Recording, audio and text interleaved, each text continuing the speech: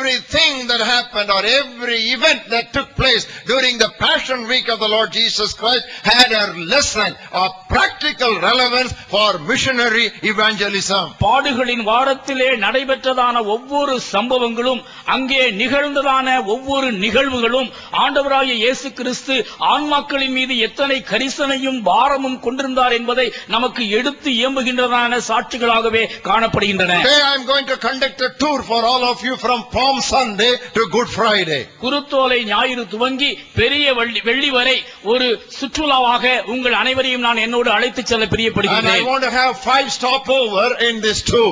இந்த சுற்றுலாவிலே 5 நிறுத்தங்களை நான் வைக்க பிரியப்படுகின்றேன். I'm sorry, 7 stopover in this tour. இந்த பயணத்திலே 7 நிறுத்தங்களின் வழியாக நாம் கடந்து செல்வோம். And in each of the stopover, which is nothing but a very interesting incident, there are so many practical lessons for us for soul winning, evangelism and missionary work. இந்த பாடுகளின் வார சுற்றுலாவிலே நாம் செல்லும் பொழுது நிறுத்துகின்றதான ஒவ்வொரு நிறுத்தத்திலும் சுவாரஸ்யமாக நடைபெற்றதான ஒரு சம்பவத்தை நாம் நினைவிற்கு கொண்டு வருவோம். This message is not to bless you, but this message is to make you bleed for the souls who are perishing without hearing the gospel even once in their lifetime. இந்த செய்தி உங்களை ஆசீர்வதிப்பதற்காக அல்ல, மாறாக கிறிஸ்து என்கிற பெயரை ஒருமுறை கூட தங்களுடைய வாழ்க்கையிலே கேள்விப்பட்டிராத காரணத்தினாலே அழிந்து கொண்டிருக்கிற ஆத்துமாக்களுக்காக அழுது இரத்த கண்ணீர் வடிக்கும்படியாக உங்களை ஏவி எழுப்பும். We Christians, we have heard simply too many sermons on our privilege of being blessed. நாம் ஆசீர்வதிக்கப்படும்படியான பல்வேறு ஸ்லாக்கியங்களை குறித்ததான செய்திகளை கேட்டு கேட்டு தலை பெருத்து இருக்கின்றோம். But we are yet to hear enough about our responsibility to be a blessing. ஆனால் நாம் என்ன விதத்திலே மற்றவர்களுக்கு பொறுப்புணர்வோடு நடந்து கொள்ள வேண்டும், மற்றவர்களுக்கு ஆசீர்வாதமாக விளங்க வேண்டும் என்கிற அடிப்படையிலே கேட்டிருக்கின்றதான செய்திகள் மிக மிக குறைவு. So my message of tonight is a message of warning. It is a message of great commission. It is a message of challenge for each of you. Be ready to receive the word implanted in your heart with all meekness and openness and transparency and no bias. ஆகவே என்னுடைய இந்த இரவினுடைய செய்தி உங்களுக்கு ஒரு எச்சரிப்பின் செய்தியாக கடந்து வரும் என்கிறதான எதிர்பார்ப்போடு கூட நீங்கள் காத்திருக்கும்படியாய் நான் கேட்டுக்கொள்கின்றேன். சாந்தத்தோடும் தாழ்மையோடும் இறை வார்த்தைக்கு கீழ்ப்படிந்து நம்முடைய பொறுப்பு இன்னதென்பதை உணர்ந்து கொள்வதற்கு நீங்கள் ஆவலோடு நெருங்கள். 7 incidents from what happened from Palm Sunday to Good Friday in the life of the Lord Jesus Christ. குருத்தோலை ஞாயிறு துவங்கி புனித வெள்ளி வரை ஆண்டவராகிய இயேசு கிறிஸ்துவினுடைய வாழ்விலே நடைபெற்றதான 7 முக்கியமான சம்பவங்கள். Number 1, what I want to refer to is the tethered donkey. முதலாவது நான் குறிப்பிட விடுகின்றதான சம்பவம் கட்டப்பட்டிருந்த கழுதை. Turn with me to Matthew's Gospel in chapter 21. I will read to you the first 3 verses. மத்தேயு 21வது அத்தியாயம் முதல் 3 வசனங்கள். When they drew near to Jerusalem and came to Bethphage at the Mount of Olives, then Jesus sent 2 disciples. அவர்கள் எருசலேமுக்கு சமீபமாய் சேர்ந்து ஒலிவமலைக்கு அருகான பெத்பகேயுக்கு வந்தபோது இயேசுவானவர் சீடரில் 2 பேரை நோக்கி, Go into the village opposite you and immediately you will find a donkey tied and a colt with her. Loose them and bring them to me. உங்களுக்கு எதிரே இருக்கிற கிராமத்துக்கு போங்கள். போனவுடனே அங்கே ஒரு கழுதையையும் அதனோட ஒரு குட்டியையும் கட்டியிருக்க காண்பீர்கள். அவைகளை அவிழ்த்து என்னிடத்தில் கொண்டு வாருங்கள். If anyone says anything to you, you shall say the Lord has need of them, and immediately he will send them. ஒருவன் உங்களுக்கு ஏதாகிலும் சொன்னால் இவைகள் ஆண்டவருக்கு வேண்டும் என்று சொல்லுங்கள், உடனே அவைகளை அனுப்பி விடுவான் என்று சொல்லி அவர்களை அனுப்பினார். This very colorful incident has got so many practical lessons on missionary evangelism, and I want to pick up at least 5 of them tonight. இந்த குறிப்பிட்ட சுவாரஸ்யமான சம்பவம் மிஷனரி சிந்தையை நமக்கு உணர்த்துகின்றதான அநேக படிப்பினைகளை உள்ளடக்கி இருக்கின்றது. அதில் குறிப்பாக 5 காரியங்களை மட்டும் நான் எடுத்து எம்ப விரும்புகின்றேன். First of all, this illustrates rural evangelism. இந்த நிகழ்ச்சி நமக்கு முதலாவது உணர்த்துவது கிராமப்புற நற்செய்தி பணி. India lives in villages. India கிராமங்களில் வாழ்கிறது. Let me say that again. நான் மீண்டுமாய் சொல்லட்டும். Bharat, India, it lives in villages. பாரதம் கிராமங்களில் வாழ்கிறது. 80% of Indian population is rural. 80% இந்தியர்கள் கிராமப்புறத்தை சார்ந்தவர்கள். Even though there is so much of urbanization going on all over this country, the village population is still remaining intact. India முழுவதிலும் நகரமயமாக்குதல் அதிதீவிரமாக நடந்து கொண்டிருந்தாலும் கூட அதிகபட்ச மக்கள் இன்றும் கிராம சூழல்களிலேயே வாழ்ந்து கொண்டிருக்கின்றார்கள். One of the late prime ministers of India said like this. முன்னாள் பாரத பிரதமர்களில் ஒருவர் இவ்விதமாய் சொன்னார். If villages prosper, India prospers. கிராமங்கள் செழித்தால் இந்தியா செழிக்கும். And the person who made the statement was Prime Minister Morarji Desai. இந்த வாசகத்தை கூறியவர் பிரதம மந்திரி மொரார்ஜி தேசாய் அவர்கள். I believe the Church of Jesus Christ to immediately interpolate the truth into its missionary structure. இந்த வாசகத்தை திருச்சபை மக்கள் தங்களுடைய திருச்சபையினுடைய அணுகுமுறையிலே உபயோகிப்பார்களே ஆனால் அது வெற்றியாக இருக்கும் என்று நான் நம்புகின்றேன். We in the Christian community, we have to reflect and re-echo and say, if villages are evangelized, India is evangelized. கிறிஸ்தவத்திலே இருக்கின்றதான நாம் மொரார்ஜி தேசாயினுடைய வார்த்தைகளை எதிரொலிக்கும் வண்ணமாக கிராமங்கள் நற்செய்தி மயமாக்கப்பட்டால் இந்தியா நற்செய்தி மயமாக்கப்படும் என்று முழங்குவோம். But unfortunately, 80% of our Christian work, 80% of our Christian labor and potential and manpower, 80% of our Christian money is spent on the 20% of an Indian population, that is on people who are living in cities and towns and mega cities only. ஆனால் துரதிர்ஷ்டவசமாக நடைமுறையிலே நடைபெறுகின்றதான காரியம் என்னவென்றால் 80% கிறிஸ்தவ முயற்சிகள் அனைத்தும் பணமும் பலமும் சக்தியும் ஏராளமாக பெரிய பெரிய நகரங்களிலும் முக்கிய பட்டணங்களிலுமே செலவழிக்கப்படுகின்றதே ஒழிய 80% வாழ்கின்றதான கிராமங்களிலே இந்த முயற்சிகள் மேற்கொள்ளப்படுவது இல்லை. 600,000 of villages, many of them do not have a single resident gospel witness. 6 லட்சம் கிராமங்கள் இருக்கின்றதான இந்த இந்தியாவிலே ஒரு கிராமத்திற்கு ஒரு நபர் கூட ஆண்டவருடைய சாட்சியாய் இல்லாத அவல நிலை காணப்படுகிறது. There are still villages where you go and ask an old lady who is 80 years plus, who is running a petty shop, whether she knows about Jesus. Her answer would be, you should not be surprised that she does not sell Jesus in her shop. 80களிலே கடை ஒன்று நடத்திக் கொண்டிருக்கின்றதான மூதாட்டி ஒருவரை ஒரு கிராமத்திலே சந்தித்து இயேசுவை குறித்து நீங்கள் கேட்பீர்களேயானால், இல்லை, இந்த இயேசுவை நாங்கள் எங்களுடைய கடைகளிலே வியாபாரம் செய்வது இல்லை என்று அறியாமையோடு கூட சொல்லுகிறார். Or you walk another few kilometers to meet a man who is 85 years old and you ask him whether he knows Jesus. You should not be surprised if he answers, we are sorry, he is not in this village, try in the next. இன்னும் ஒரு சில mile தூரம் கடந்து சென்று 85 வயது நிரம்பியதான ஒரு முதிர் வயது உள்ளவரை நீங்கள் பார்த்து இயேசு கிறிஸ்துவை குறித்து வினவுவீர்களேயானால், அவர் மிகுந்த ஆச்சரியத்தோடு சொல்லுகின்றார், இயேசு கிறிஸ்து இந்த கிராமத்திலே இல்லை என்று. Our honorable minister Mr. Dayanidhi Maran has got a project, a computer and a cell phone for every villager in India. நமது மதிப்பிற்குரிய மாண்புமிகு மாறன் அவர்கள் ஒவ்வொரு கிராமத்திற்கும் ஒவ்வொரு கணனி, ஒவ்வொரு கிராமத்திற்கும் ஒவ்வொரு அலைபேசி என்று அவர் திட்டமிட்டிருக்கின்றார். When will the Church of Jesus Christ get this passion of ministers and the vision of prime ministers and the passion of the Lord Jesus himself? எப்பொழுது நம்முடைய திருச்சபையானது இப்படிப்பட்டதான பிரதம மந்திரிகள் அறிவிக்கின்றதான கிராம திட்டங்களை, ஏன் ஆண்டவராகிய இயேசு கிறிஸ்துதாமே அறிவித்ததான இந்த கிராமங்களை முன்னிட்டதான ஒரு சவாலை பெறப்போகின்றது? There is another lesson that we have in this donkeys incident. இந்த கழுதையை குறித்ததான சம்பவத்திலே நாம் கற்றுக்கொள்ளக்கூடியதான இன்னொரு படிப்பினையும் உண்டு. Like the donkey, people are bound for a lifetime by superstitious fears and lifelong beliefs which have kept them in bondage and midnight gloom for generation after generation. அங்கே அந்த கழுதை கட்டப்பட்டிருந்ததைப் போலவே காலமாக தலைமுறையாக அடிமைத்தனத்திலும் அந்தகாரத்திலும் மூட பழக்க வழக்கங்களிலும் கட்டுண்டு கிடக்கின்றதான ஏராளம் மக்கள் இன்றைக்கு இந்திய தேசத்திலே உண்டு. You go to the state of Orissa and there is a group of tribal people by name Bondos.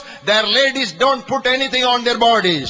ஒரிசாவிலே நீங்கள் சென்று பார்ப்பீர்களேயானால் போண்டோ என்று சொல்லப்படக்கூடியதான இன மக்கள் அங்கே தங்களுக்கு மேல் ஆடைகளை அணிவதில்லை. Even if the government gives them saris and dresses to wear, they are afraid to wear them because they believe that Sita, the mythological figure, will get angry with them if they put on any dress on their bodies. அந்த போண்டோ இனத்து பெண்களுக்கு அரசாங்கம் இலவசமாக உடுத்துவதற்கு சேலை கொடுத்தாலும் கூட சீதா பிராட்டி தங்களுக்கு விரோதமாக கோபம் கொண்டு எழுந்து விடுவார் என்கிறதான மூட பழக்கத்தினால் அவர்கள் பீடிக்கப்பட்டிருப்பதனால் சேலை அணிவதற்கு அவர்கள் மறுக்கின்றார்கள். There are child marriages going on so prevalently in many villages and pockets of the state, the desert state of Rajasthan, even though the government has banned that system.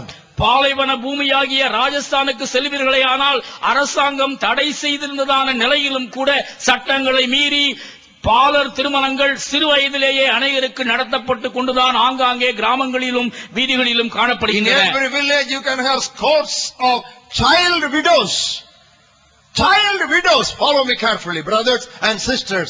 Enlightened Christians, evangelized Christians, edified Christians, educated Christians, emancipated Christians. Listen, this is a challenge that comes to you. அருமையான பக்தி நிறைந்த கிறிஸ்தவர்களே, திருச்சபையினுடைய வசனம் தெரிந்ததான கிறிஸ்தவ நண்பர்களே, உணர்ச்சி வசத்தோடு வேதத்தை படிக்கின்றதான கிறிஸ்தவர்களே, தலையிலே திருவசனத்தினுடைய அறிவினால் நிறைந்திருக்கின்றதான அருமையான திருச்சபையின் மக்களே, உங்களுக்கு நான் ஒரு சொல்லுகின்றதான விந்தையை, வியப்பூட்டுகின்ற செய்தியை நன்றாக கவனித்து பாருங்கள். ராஜஸ்தானுடைய குக்கிராமங்களிலே சிறு வயதில்தானே தன்னுடைய கணவனை இழந்து குழந்தை விதவைகள் அநேகர் இருப்பதை உங்களுக்கு முன்னதாக சவாலாய் நினைத்து பாருங்கள். Why North India? You go to another state here, right in South India, the state of Karnataka. Temple prostitution is so prevalent in that state. ஏன் அவ்வளவு தூரம் செல்வானேன்? வட இந்தியாவை விட்டு நம்முடைய தென் மாநிலமாகிய கர்நாடகாவிற்கு வாருங்கள். அங்கும் கூட தேவதாசி பழக்கத்தினாலே அங்கே கோவில் விபச்சாரம் கொடிகட்டி பறக்கிறது. உங்களுக்கு தெரியுமா? Go to the central part of India, even Madhya Pradesh, which has 7 states of India in its border. Still, there are witch doctors who will brand the stomach area of ailing people with headache or hip ache or any problem with red hot iron. வடக்கிற்கும் தெற்கிற்கும் மையமாகிய மத்திய பிரதேசத்திற்கு செல்லுங்கள்.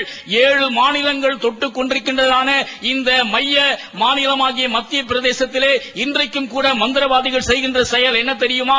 தலைவலி, இடுப்பு வலி போன்ற வலிகளினாலே அவதியுறுகின்றதான மக்களுக்கு பழுக்க காய்ச்சினதான இரும்ப கம்பிகளினாலே வயிற்றிலே சூடு போடுகின்றார்கள். Where are William Carey's who will crusade against unchristian, unscriptural, inhuman, illegal practices like sati? கிறிஸ்தவத்திற்கு முரணான, திருவசனத்திற்கு மாறான மற்றும் மனிதாபிமானமற்ற பரிதாபத்திற்குரிய இப்படிப்பட்டதான கடுமையான பழக்க வழக்கங்களுக்கு எதிரே உரிமை குரல் எழுப்புவதற்கு வில்லியம் கேரிகள் இன்று எங்கே? Where are they? எங்கே அவர்கள்? When will our people come out of this gloom and darkness? இந்த அந்தகாரத்தினின்றும் குருட்டாட்டத்தினின்றும் என்று என்னுடைய இந்திய உடன்பிறப்புகள் வெளியே வரப்போகிறார்கள். What do we read about the Lord Jesus Christ? இயேசு கிறிஸ்துவை குறித்து நாம் என்ன வாசிக்கின்றோம்? He left Nazareth and he moved to Naphtali. அவர் நாசரேத்தை விட்டு நப்தலிக்கு சென்றார். Why did he leave his Nazareth for Naphtali? அவர் நாசரேத்தை விட்டு நப்தலிக்கு செல்வதற்கான காரணம் என்ன? So that people who sit in darkness upon them a great light shall dawn.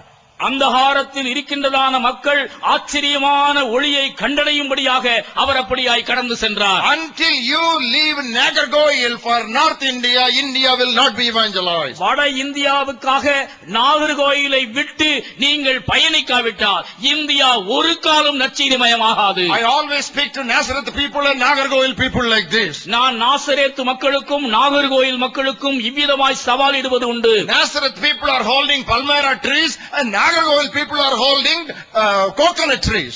Nazareth மக்கள் பனை மரமே தங்களுடைய விதி என்று இருப்பார்கள். நாகர்கோயில் மக்கள் தென்னை மரமே என்று அவர்கள் இருப்பார்கள். Until Nazareth and Nagargoil catch the missionary vision and release the best of their candidates for frontier missionary evangelism. I say, I'm not a prophet, I'm not a son of a prophet, but I predict that India will not be totally evangelized. நான் தீர்க்கதரிசியும் அல்ல, தீர்க்கதரிசியினுடைய புத்திரனும் அல்ல.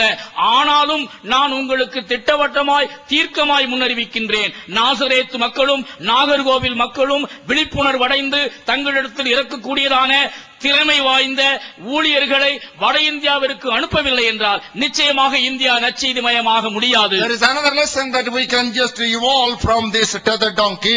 இந்த கட்டப்பட்ட கழுதையினுடைய சம்பவத்திலிருந்து நாம் கற்றுக்கொள்ளக்கூடிய இன்னொரு படிப்பினை உண்டு. Not only the donkey, the baby donkey, the colt also was tied. கழுதை மட்டுமல்ல, அதனுடைய குட்டியும் கட்டப்பட்டிருந்தது. This speaks of the innocent, ignorant children who go through the inhuman practices and cultures of their forefathers and parents because they have no other choice.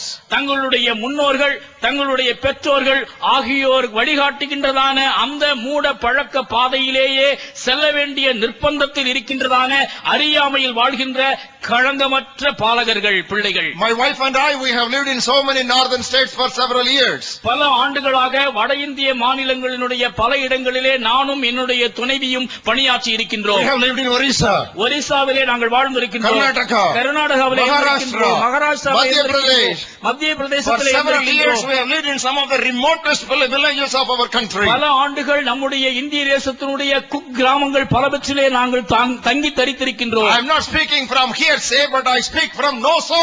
நான் கேள்விப்பட்டவைகளை உங்களிடத்திலே சொல்லவில்லை, கண்ணார கண்டவைகளை உங்களோடு பகிர்ந்து கொள்கின்றேன். Whichever village, Indian village you go, the first congregation that will greet you will be a group of enthusiastic children. நீங்கள் எந்த கிராமத்திற்கு சென்றாலும் உங்களை ஆர்வமோடு வரவேற்கின்றதான முதல் கூட்டம் சிறுவர் கூட்டமாகத்தான் இருக்கும். No wonder Jesus said the kingdom of God belongs to them. ஆண்டவர் சொன்னதிலே எந்தவித சந்தேகமும் இல்லை, விண்ணரசு அப்படிப்பட்டவர்களுடையது. Never ever neglect children in your ministry. ஒரு நாளும் ஒரு போதும் சிறுவரை உங்களுடைய ஊழியத்திலே புறக்கணிக்காதிருங்கள். In most of our mission stations, the church planting started by a revival among young people. எங்களுடைய பணிக்களங்கள் அநேகமானவற்றிலே எழுப்புதல் துவங்குவதற்கு காரணமாக இருந்தது சிறுவர் ஊழியம்தான். And there are so many missionary organizations which sprang up, mushroom between 50 and 60. 1950-60களிலே முளைத்ததான பல்வேறு மிஷனரி நிறுவனங்களுடைய கதையும் இதுதான். Most of them sprang out of the ministry of Vacation Bible School. விடுமுறை வேதாகம பள்ளியின் மூலமாக முளைத்து எழுந்ததுதான் பல மிஷனரி நிறுவனங்கள். Don't despise children. சிறுவர்களை அசட்டை பண்ணாதிருங்கள். There is another important lesson that we have here.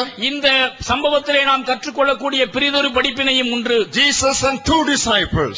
இயேசுவும் 2 சீடர்களும். Jesus sent 2 disciples. இயேசு 2 சீடர்களை அனுப்பினார். He sent them 2 by 2, the Bible says. 2 பேராய் அவர்களை அவர் அனுப்பினார் என்று வேதம் சொல்கிறது. Move to the villages not alone but as a team. தனியாக கிராமங்களுக்கு செல்ல வேண்டாம், 2 பேர் அணியாய் செல்லுங்கள். And don't immediately wait for a 10 or 12. If 2 are there, that is too many. இப்படி சொல்வதனாலே 10-12 பேர் வருவதற்கு காத்திருக்க வேண்டும் என்று பொருள் அல்ல. 2 பேர் இருந்தால் அதுவே போதுமானது. If nobody comes, the husband and wife together can take a vehicle and go to the villages, because nothing more powerful and effective than a husband and wife team like Aquila and Priscilla. ஒருவேளை வேறு யாருமே நற்செய்தி படிக்க வரவில்லை என்றாலும் கூட பரவாயில்லை, கணவனும் மனைவியுமாக வாகனத்தில் ஏறி எதிரே இருக்கிற கிராமத்திற்கு செல்லுங்கள். ஆக்கில்லா பிரிஸ்கில்லா தம்பதியரைப் போல குடும்பமாய் சென்று ஊழியம் செய்வதைப் போல சிறந்த பயனுள்ள பணி வேறு எதுவும் இல்லை. And whenever we talk about ministry, don't immediately confine it to the gender, masculine gender. எப்பொழுதுமே ஊழியம் என்று சொல்லும் பொழுது ஆண்கள் மட்டும்தான் என்கிறதான குறுகிய எண்ணத்தையும் கூட கைவிடுங்கள். Here what was brought to Jesus was not a male donkey but a female donkey.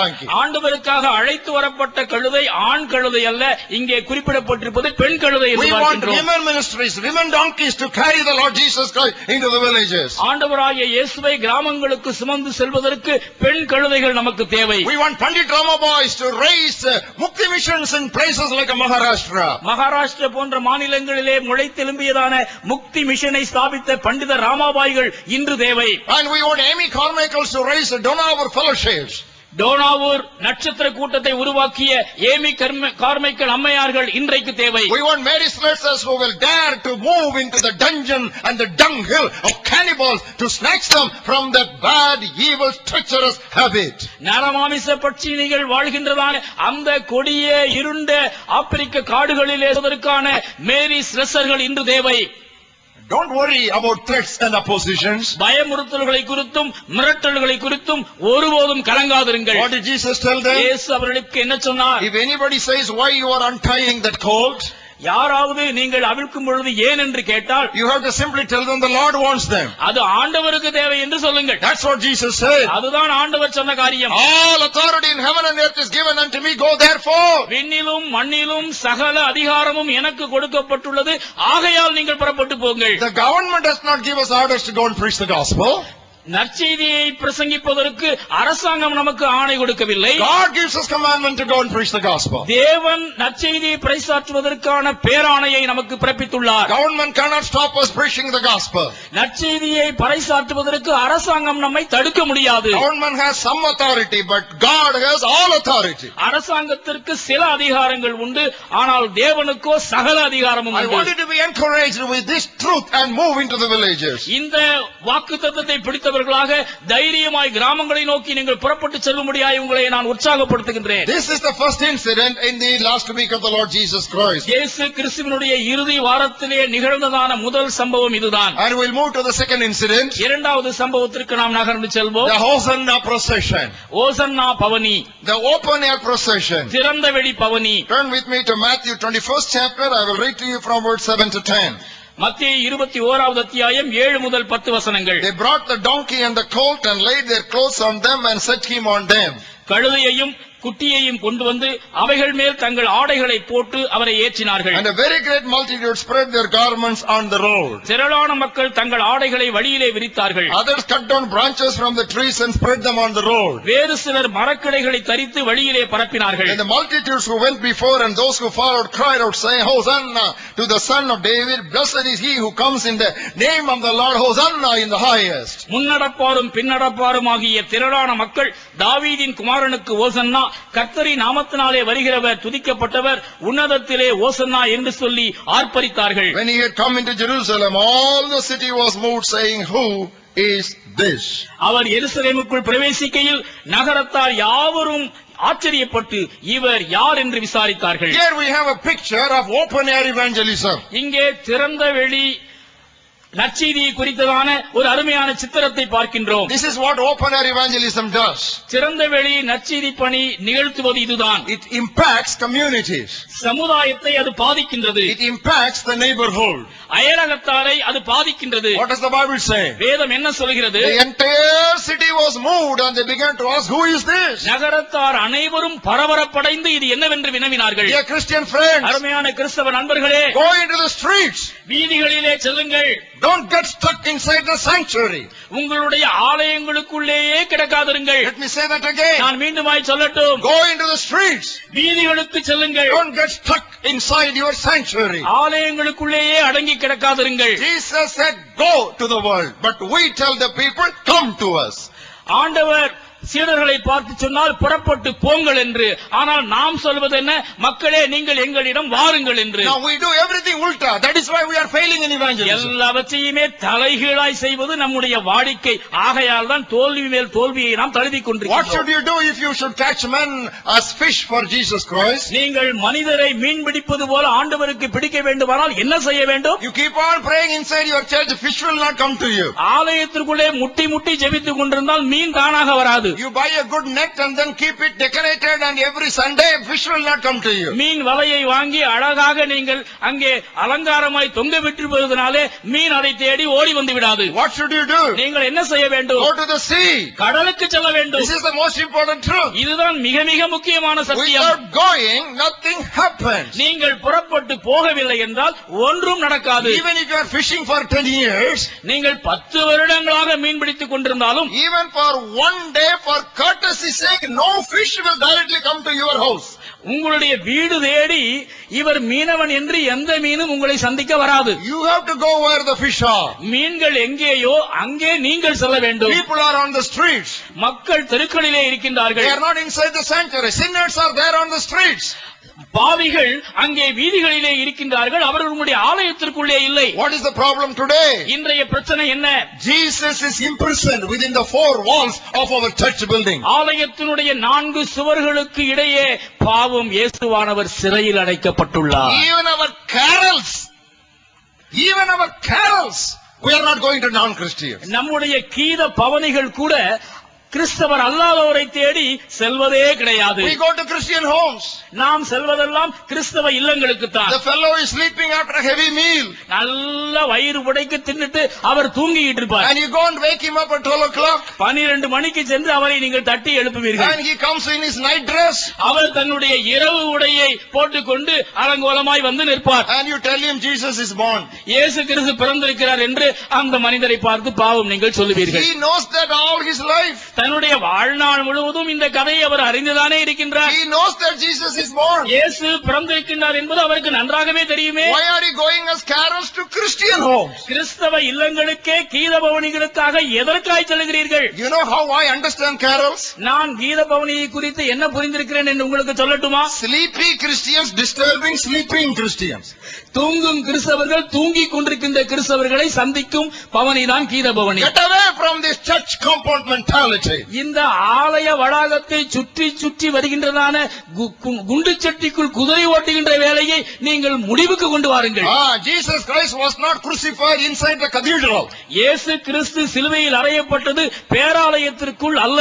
He was crucified outside the city among criminals. நகரத்திற்கு புறம்பே குற்றவாளிகளின் மத்தியில் தான் தான் அவர் சிலுவையில் Follow me அறையப்பட்டார். carefully. நான் சொல்வதை நன்றாக கவனியுங்கள். Jesus was not crucified in the cathedral. பேராலயத்திலே அருள்நாதர் இயேசு சிலுவையில் அறையப்படவில்லை. He was crucified outside the city among criminals. நகரத்திற்கு புறம்பே கொலையாளிகள் மத்தியிலே அவர் கொலை செய்யப்பட்டார். What does the Bible say? வேதம் என்ன சொல்கிறது? Let us also go with him, bearing his reproach outside the city. நாமும் நிந்தையை சுமந்து பாளையத்திற்கு புறம்பே அவரோடு போவோம். Dear brothers and sisters, he who has an ear, let him hear what the Spirit speaks to the Christians of Nagargoil tonight. அருமையான சகோதர சகோதரிகளே, ஆவியானவர் நாகர்கோயில் கிறிஸ்தவர்களுக்கு சொல்லுகின்றதை காதுள்ள எவனும் கேட்க கடவன். Go on gospel processions whenever possible. எப்பொழுதெல்லாம் முடியுமோ அப்பொழுதெல்லாம் நற்செய்தி பவனியை உங்களுடைய நகரத்திலே நிகழ்த்துங்கள். Small groups going and standing in street corners and marketplaces, nobody can object you if you do not obstruct traffic. சிறு சிறு குழுக்களாக சந்தைகளிலே நின்று நீங்கள் இந்த பவனியை நடத்துவீர்களேயானால் போக்குவரத்துக்கு தடையாக இல்லாத பட்சத்திலே யாரும் உங்களுக்கு ஆட்சேபனை தெரிவிக்க மாட்டார்கள். That is what the early disciples of Salvation Army did. இரட்சணிய சேனையினுடைய உறுப்பினர்கள் ஆரம்ப காலகட்டத்திலே செய்ததான யுக்தி இதுதான். Get out of your meeting place and get into the marketplace. கூட்டமாக கூடுகின்றதான இடத்தை விட்டு வெளியே வந்து கூட்டங்கள் இருக்கின்ற இடத்திற்கு புறப்பட்டு Let me செல்லுங்கள். say that again. நான் மீண்டும் இதை சொல்லட்டும். I have deliberately chosen these words so that I can nail these words on your hearts. நான் இந்த வசனத்தை மிகவும் கணக்கிட்டு தெரிந்து கொண்டதற்கான காரணம் உங்களுடைய மனதிலே பசுமரத்தாணியாக இதனை பதிய வைப்பதற்காகவே. Leave your meeting places and move into the marketplaces. கூட்டங்கள் கூடுகின்ற உங்களுடைய ஆலய வளாகங்களை விட்டு கடந்து சந்தை வெளிகளிலே இருக்கின்ற கூட்டங்களை தேடி செல்லுங்கள். That was the vision of Apostle Paul. இதுதான் அப்போஸ்தலனாகிய பவுலினுடைய தரிசனமாக இருந்தது. 17 of Acts of the Apostle. அப்போஸ்தலர் 17 20 of Acts of the Apostle. அப்போஸ்தலர் 20. May the Lord give us the 17 vision. May the Lord give us the 20 vision of the early church. அப்போஸ்தலர் 17 தரிசனத்தையும் அப்போஸ்தலர் 20 தரிசனத்தையும் ஆதி திருச்சபையினருக்கு இருந்த வண்ணமாகவே நம் அனைவருக்கும் தேவன் தருவாராக. What is 17 vision? அப்போஸ்தலர் 17 தரிசனம் என்ன? Leaving the meeting place to go into the marketplace to discuss with them about the verity of Jesus being Christ. கூட்டம் கூடுகின்ற இடத்தை விட்டு சந்தை வெளிகளுக்கு சென்று சுவிசேஷத்தை அறிவிப்பது. And what is 20 vision? அப்போஸ்தலர் 20 தரிசனம் என்பது என்ன? Not only personal talk but also public discourse with people and proving to them that Jesus is Christ. தனிப்பட்ட விதத்தில் மட்டுமல்ல, பொதுவிடங்களிலே இயேசுவே கிறிஸ்து என்று நிரூபித்து அவர்களுக்கு விளக்கிச் சொல்கின்றதான சாட்சி. On public holidays, we Christians of various denominations, various churches, various fellowships, at least in small numbers can come together to take such processions. பொதுவான அரசு விடுமுறை நாட்களிலே பல்வேறு திருச்சபைகளை சேர்ந்த அனைத்து சபை கிறிஸ்தவர்களாக நாம் ஒன்று சேர்ந்து இப்படியாக நற்செய்தி பவனியை நடத்துவதற்கு திட்டமிடலாம். John the Baptist was a prophet who had no equal. Jesus said, of those who were born among women, there is no one greater than John the Baptist. பெண்களிடத்திலே பிறந்தவர்களிலே யோவான் ஸ்நானகனைப் போல சிறந்ததொரு தீர்க்கதரிசி வேறு எவரும் இல்லை என்று சாட்சி பெற்றவன் தான் திருமுழுக்கு யோவான். He was not waiting for a pulpit in the temple or synagogue of his day. ஆலயத்திலோ பேராலயத்திலோ பிரசங்கம் பண்ணுவதற்கு தனக்கு ஒரு பீடம் கிடைக்கும் என்று சொல்லி அவன் எதிர்பார்த்து He காத்திருக்கவில்லை. was an open air preacher. அவன் ஒரு திறந்த வெளி பிரசங்கி. Took some stones which laundrymen would use for washing their clothes and stacked one over the other, and he stood upon them like John Wesley and thundered the gospel. துணி துவைக்கின்றதான கருங்கற்களை ஒன்றன் மீது ஒன்றாக அடுக்கி அதனை தன்னுடைய பிரசங்க பீடமாக ஆக்கி அந்த பிரசங்க பீடத்தின் மீது ஏறி நின்று ஜான் வெஸ்லி சுவிசேஷத்தை முழங்கினார். John Wesley and John the Baptist had many things in common. யோவான் ஸ்நானகனும் யோவான் வெஸ்லியும் தங்களுடைய வாழ்க்கையிலே பொதுவாக பல குணாதிசயங்களை பெற்றிருந்தார்கள். John the Baptist preached by the river bank. யோவான் ஸ்நானகன் ஆற்று படுகையிலே அவர் நற்செய்தி அறிவித்தார். John Wesley was standing on the sepulchre, the cemetery of his daddy, and he preached the gospel. John Wesley தன்னுடைய சொந்த தந்தையினுடைய கல்லறையின் மீது ஏறி நின்று நற்செய்தியை பறைசாற்றினார். We have to follow John the Baptist. நாம் யோவான் ஸ்நானகனை பின்பற்ற வேண்டும். What does the Bible say? வேதம் என்ன சொல்கிறது? From the time of John the Baptist until now the kingdom of God suffers violence and the violent take it by force. யோவான் யோவான் ஸ்நானகன் காலம் துவக்கி இன்று வரை விண்ணரசு பலவந்தம் பண்ணப்படுகின்றது. பலவந்தம் பண்ணுகின்றவர்கள் அதனை பிடித்துக் What is கொள்கின்றார்கள். the meaning of the text? இந்த வசனத்தினுடைய அர்த்தம் என்ன? As long as when we talk about the kingdom of God and the gospel of the kingdom of God, we need to be aggressive and we need to be exactly how John the Baptist punched the message that he preached.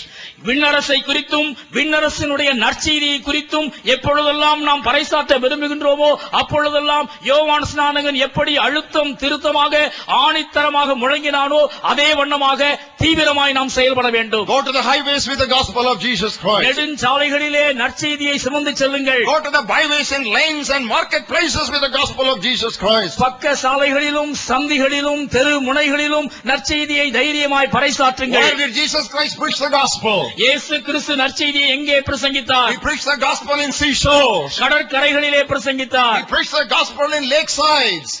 ஏரி கரையோரங்களிலே அவர் நற்செய்தியை He பறைசாற்றினார். preached the gospel in mountainsides. மலைகளிலே our முழங்கினார். He preached the gospel in cemeteries and sepulchres. கல்லறைகளிலும் கல்லறை தோட்டங்களிலும் அவர் பிரசங்கித்தார். Why did he choose those places to preach the gospel? இவ்விதமாய் பல்வேறு இடங்களை அவர் தெரிந்து கொண்டதற்கான காரணம் என்ன? He wanted to reach the lost. தொலைந்து போனவர்களை தேடும்படியாய் அவர் விரும்பினார். He wanted to reach the last. காணாமற் போனவர்களை கண்டுபிடிக்க அவர் பாடுபட்டார். He wanted to reach the least. குறைவாய் எண்ணப்பட்டவர்கள் ஒதுக்கப்பட்டவர்களை தேடிச் சென்றார். Follow me. நன்றாக கவனியுங்கள். If you want to reach the last and the last and the least, you should go out where the sinners are, outside the sanctuary. தொலைந்து போனவர்களையும் தோய்ந்து போனவர்களையும் தொடப்படாதவர்களையும் நீங்கள் சந்திக்க வேண்டுமானால் பாவிகள் இருக்கின்றதான அந்த இடத்திற்கு தானே புறப்பட்டு சென்று அவர்களை சந்திக்க வேண்டும். Bring them in. There is so much of space in God's banqueting hall. வெளியே இருக்கின்றதான அவர்களை உள்ளே அழைத்து வாருங்கள். ஆண்டவருடைய விருந்தறையிலே ஏராளமான காலியிடம் உண்டு. But open air evangelism is a hard work. Do you know that? ஆனால் திறந்த வெளி நற்செய்தி பணி என்பது கடினமான ஒரு பணிதான். Preaching from pulpits like this with just well pressed ready-made shirt is very easy. இப்படிப்பட்டதான அலங்கார மேடைகளிலே அலங்காரமான ஆடை அணிந்து பேசுவது மிகவும் சுலபமான ஒரு காரியம். This is a white collar ministry. இது மிக நேர்த்தியான சுலபமான ஒரு வேலை என்று சொல்லலாம். That don't covet that ministry. இந்த ஊழியத்தை நீங்கள் ஆசிக்க வேண்டாம். Now I am talking about what every Christian can do. ஒவ்வொரு கிறிஸ்தவரும் செய்யக்கூடியதான ஒரு காரியத்தை நான் உங்களுக்கு சொல்ல விரும்புகிறேன். Be ready to soil your clothes. உங்களுடைய ஆடைகள் கரைபடுவதற்கு ஆயத்தமாயிருங்கள். Be ready to soil your garments. உங்களுடைய உடுப்புகள் அழுக்காவதற்கு ஆயத்தமாயிருங்கள். That is what the people of that day did. அந்த நாட்களினுடைய நபர்கள் அதைத்தான் செய்தார்கள். What did they do? அவர்கள் என்ன செய்தார்கள்? They took off their dresses and clothes and garments and they laid them on the sandy soil, dusty soil, so that Jesus would walk on them. எருசலேமினுடைய தூசு படர்ந்த வீதிகளிலே ஆண்டவராகிய இயேசு கிறிஸ்து நடக்கும் பொழுது மக்கள் தங்களுடைய ஆடைகளையும் உடுப்புகளையும் கழற்றி அவைகள் அழுக்கானாலும் பரவாயில்லை என்று விரித்தார்கள். Did not Jesus trod the winepress of God's anger alone, and did he not soil his garments with blood? That's the minimum, I say. That is the minimum that we can do for our suffering Savior. தேவனுடைய கோபத்தினாலே அங்கே ஆலையிலே நசுக்கப்பட்டு அந்த இரத்தத்தினாலே தன்னுடைய உடுப்பு கரைபட்டு காணப்படுவதற்கு ஆண்டவராகிய இயேசு தனியாக ஒத்துக்கொள்ளவில்லையா? அதே வண்ணமாக கிறிஸ்துவுக்காக நாம் அழுக்கடைவதற்கு முயலவில்லை என்றால் நாம் செய்யக்கூடிய குறைந்தபட்ச பணியில் கூட தவறுகிறவர்களாய் காணப்படுவோம். Brothers and sisters, I am calling young people who are listening to me tonight to attend what I say very, very carefully and intently. அருமையான சகோதர சகோதரிகளே, இந்த மாலை வேளையிலே உங்களோடு கூட பேசிக் கொண்டிருக்கிறதான இந்த நேரத்தில் தானே குறிப்பாக வாலிப சகோதர சகோதரிகளை நான் சொல்லுவதாய் கவனமாய் கேட்கும்படியாய் நான் வேண்டுகின்றேன். You are all multi-talented, you are all multi-faceted, you are all multi-skilled. Use them to manifest the glory of the cross. பல விதங்களிலே திறமை படைத்தவர்களாக, ஆக்கப்பூர்வமான தாளந்துகள் நிறைந்தவராக, விவேகம் உள்ளவர்களாக நீங்கள் காணப்படுகிறீர்கள். இந்த திறமைகளை எல்லாம் ஆண்டவருக்காக பயன்படுத்துங்கள். Make bright and brilliant and flashy banners with the gospel slogans. அருமையான நற்செய்தி வாசகங்கள் அடங்கிய வண்ண வண்ண பளிச்சிடும் அட்டைகளை ஆயத்தப்படுத்துங்கள். Artwork is the gift of the Holy Spirit. பரிசுத்த ஆவியானவரால் அருளப்பட்டதான அருட்கொடைகளில் ஒன்று புதுமையான கலைத்திறன். Now that is how God filled Bezalel with the artwork, the gift of artwork by the Spirit. நுணுக்கமாக காரியங்களை செய்வதற்கு பெசலெயேலை ஆண்டவர் தம்முடைய ஆவியினாலே நிரப்பியிருந்தார் என்று நாம் வாசிக்கின்றோம். In all my life, this is the first time in a convention so many presbytery is sitting here.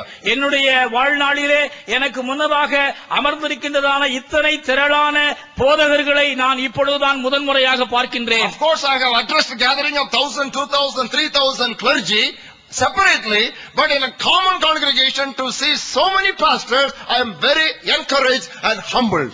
1000, 2000, 3000 போதகர்கள் அடங்கியதான போதகர் கருத்தரங்குகளிலே நான் தனியாக பிரசங்கித்திருக்கின்றேன்.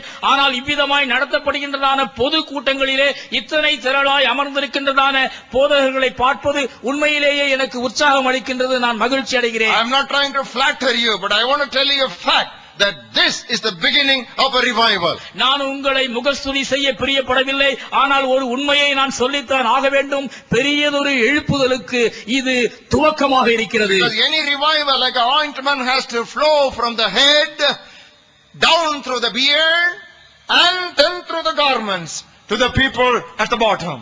ஏனென்றால் எந்த ஒரு எழுப்புதலும் ஆரோனின் சிரசில் ஊற்றப்பட்டு அவனுடைய தாடிகளில் வழிந்து அவனுடைய அங்கிகளில் இறங்கி முடிவாக மக்களிடத்தில் போய் சேர வேண்டும். That is always God's method, and I thank God for the effort they have taken by your bishop and leadership for this kind of an arrangement. இதுதான் எப்பொழுதுமே தேவனுடைய முறையாக இருக்கின்றது.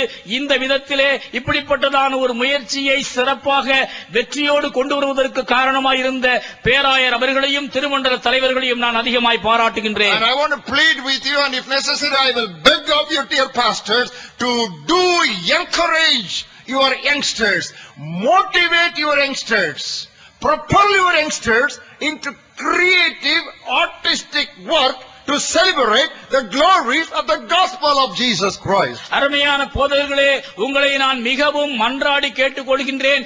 ஏன் கெஞ்சி உங்களிடத்திலே நான் வேண்டிக் கொள்கின்றேன். உங்களுடைய சபையினுடைய இளைஞர்களையும் நங்கையர்களையும் கலைத்திறனிலே நீங்கள் ஆர்வம் ஊட்டி உற்சாகமடைய செய்து கிறிஸ்துவினுடைய நற்செய்தியை மிக அலங்காரமான விதத்திலே எடுத்துரைப்பதற்கு அவர்களை பயன்படுத்துங்கள்.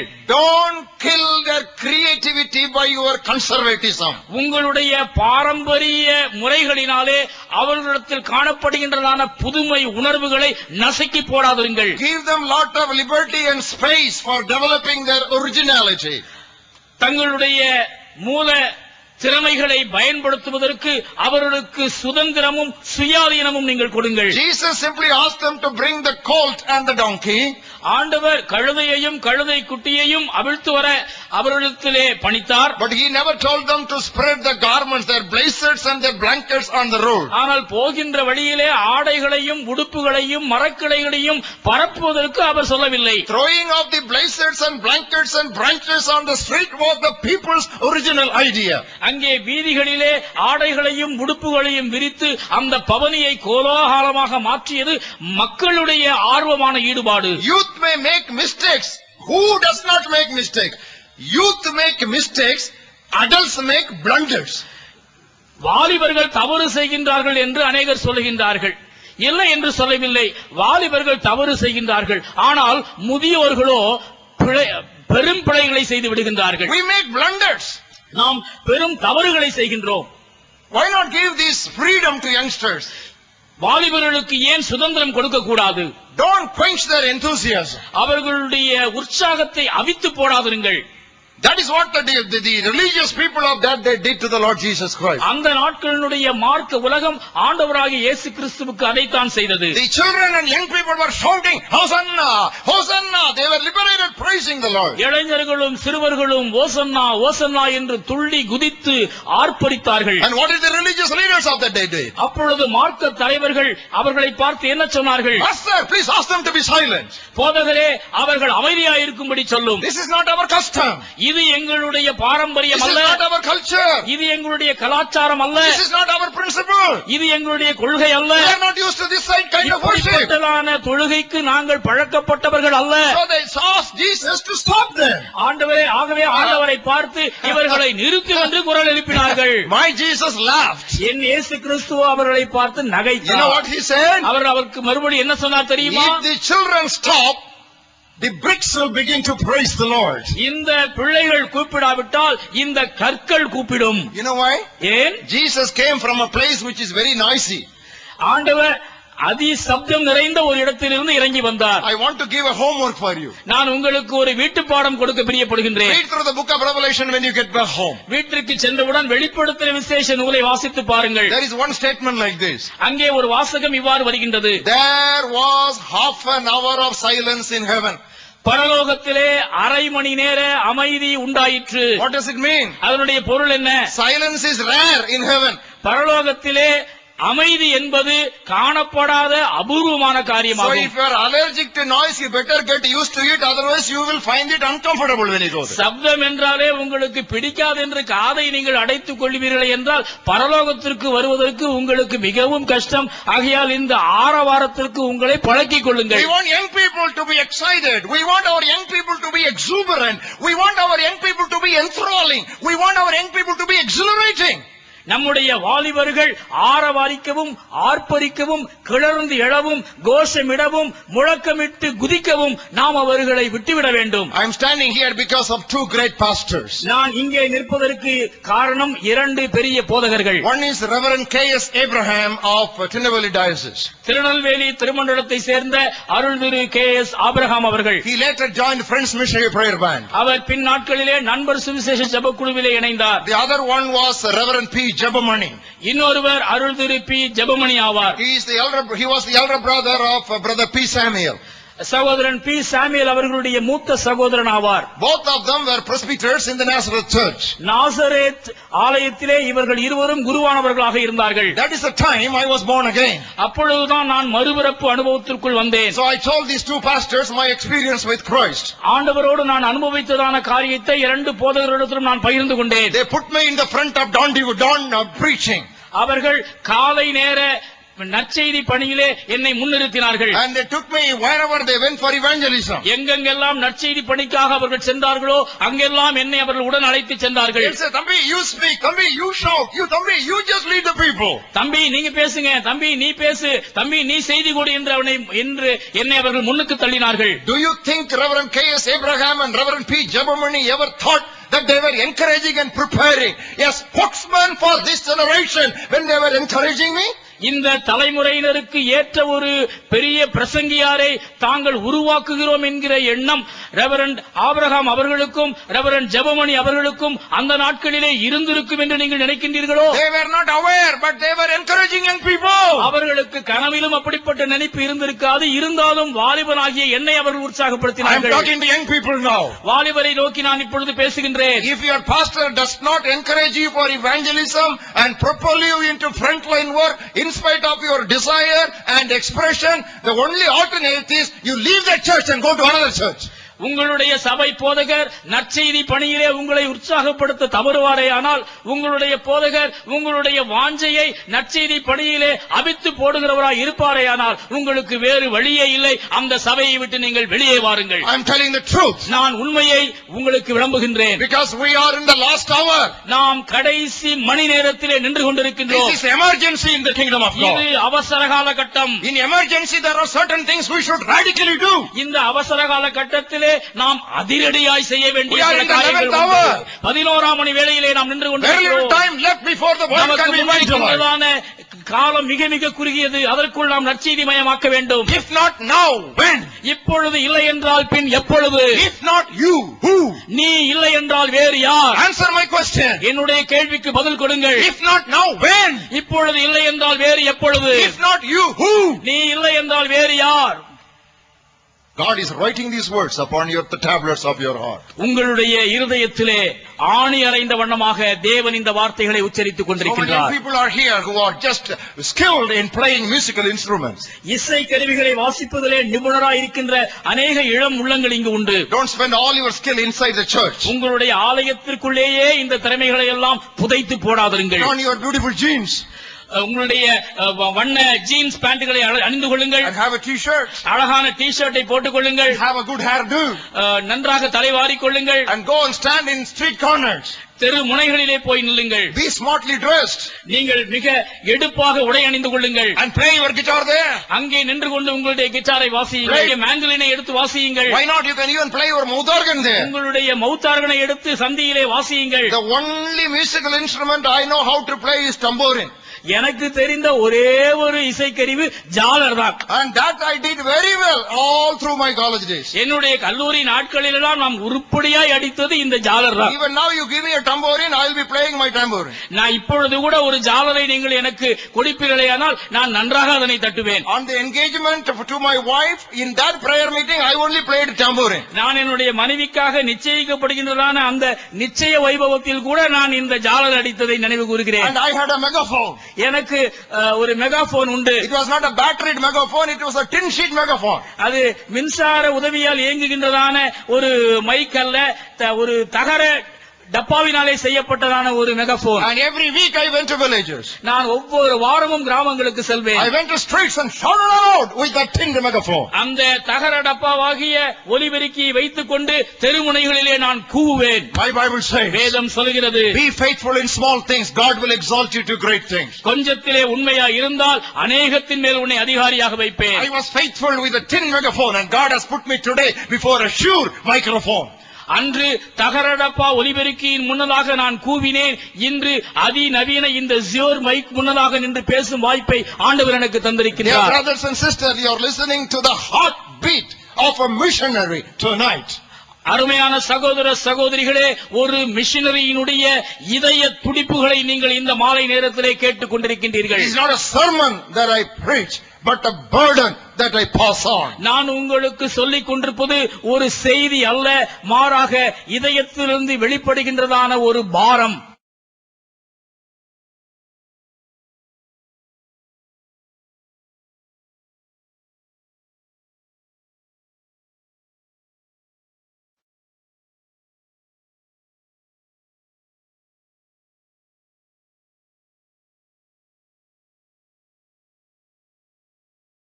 The third event from which we want to learn lessons, நாம் படித்துக் கொள்ள இருக்கின்றதான மூன்றாவது பாடம், the misused temple.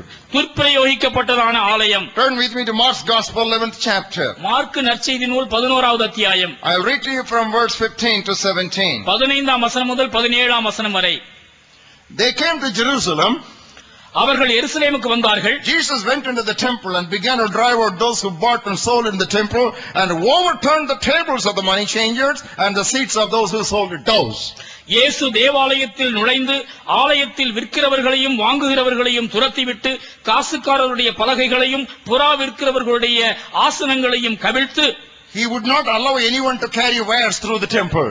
ஒருவனும் தேவாலயத்தின் வழியாக யாதொரு பண்டத்தையும் கொண்டு போக விடாமல், Then he taught, saying to them, Is it not written, My house shall be called a house of prayer for all nations?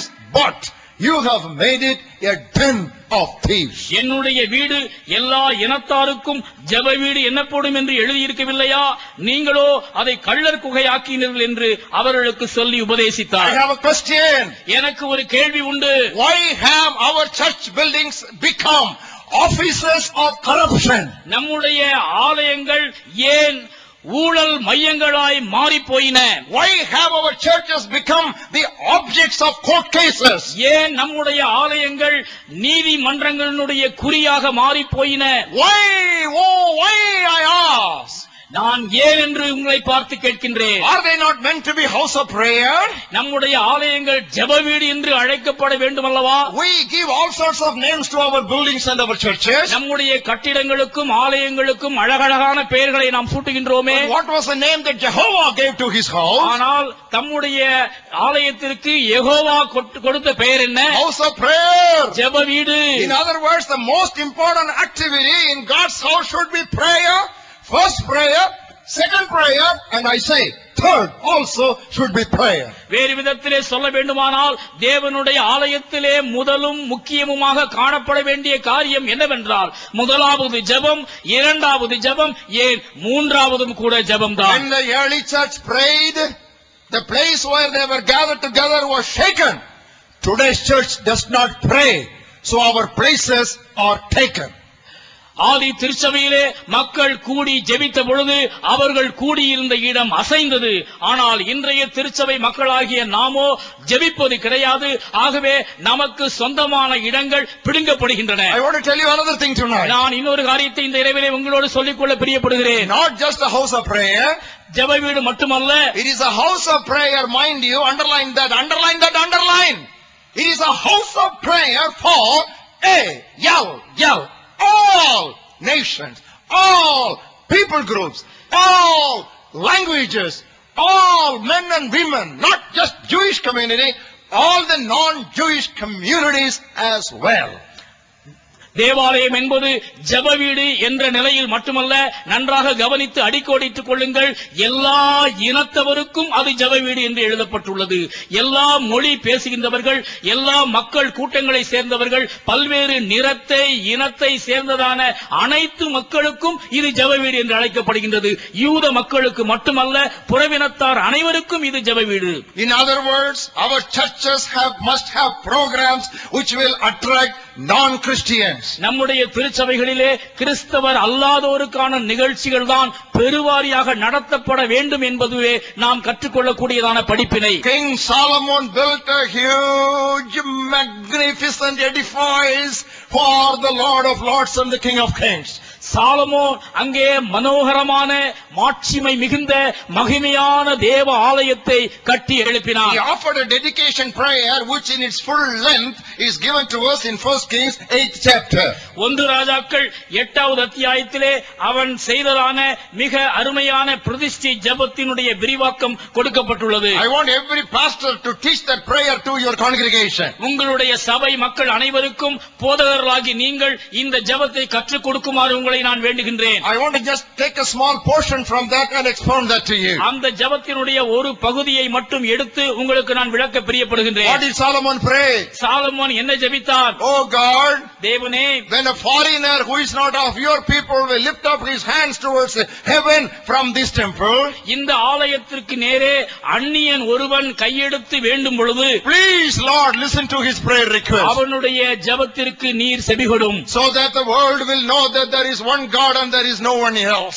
தேவன் ஒருவர் இருக்கிறார் என்றும் அவரை தவிர வேறு தேவன் இல்லை என்றும் உலகம் அறிந்து கொள்ளட்டும். Now shall I tell you in what context he made that prayer? எந்த சூழலிலே இந்த ஜெபத்தை அவன் செய்தான் என்று நான் உங்களுக்கு சொல்லட்டுமா? When you go to Agra, you definitely visit Taj Mahal. நீங்கள் ஆக்ராவிற்கு செல்வீர்களேயானால் நிச்சயமாக தாஜ்மஹாலை பார்க்க தவற மாட்டீர்கள். Even a non-Jew, when he came on a business trip to Jerusalem, he will definitely look at the temple.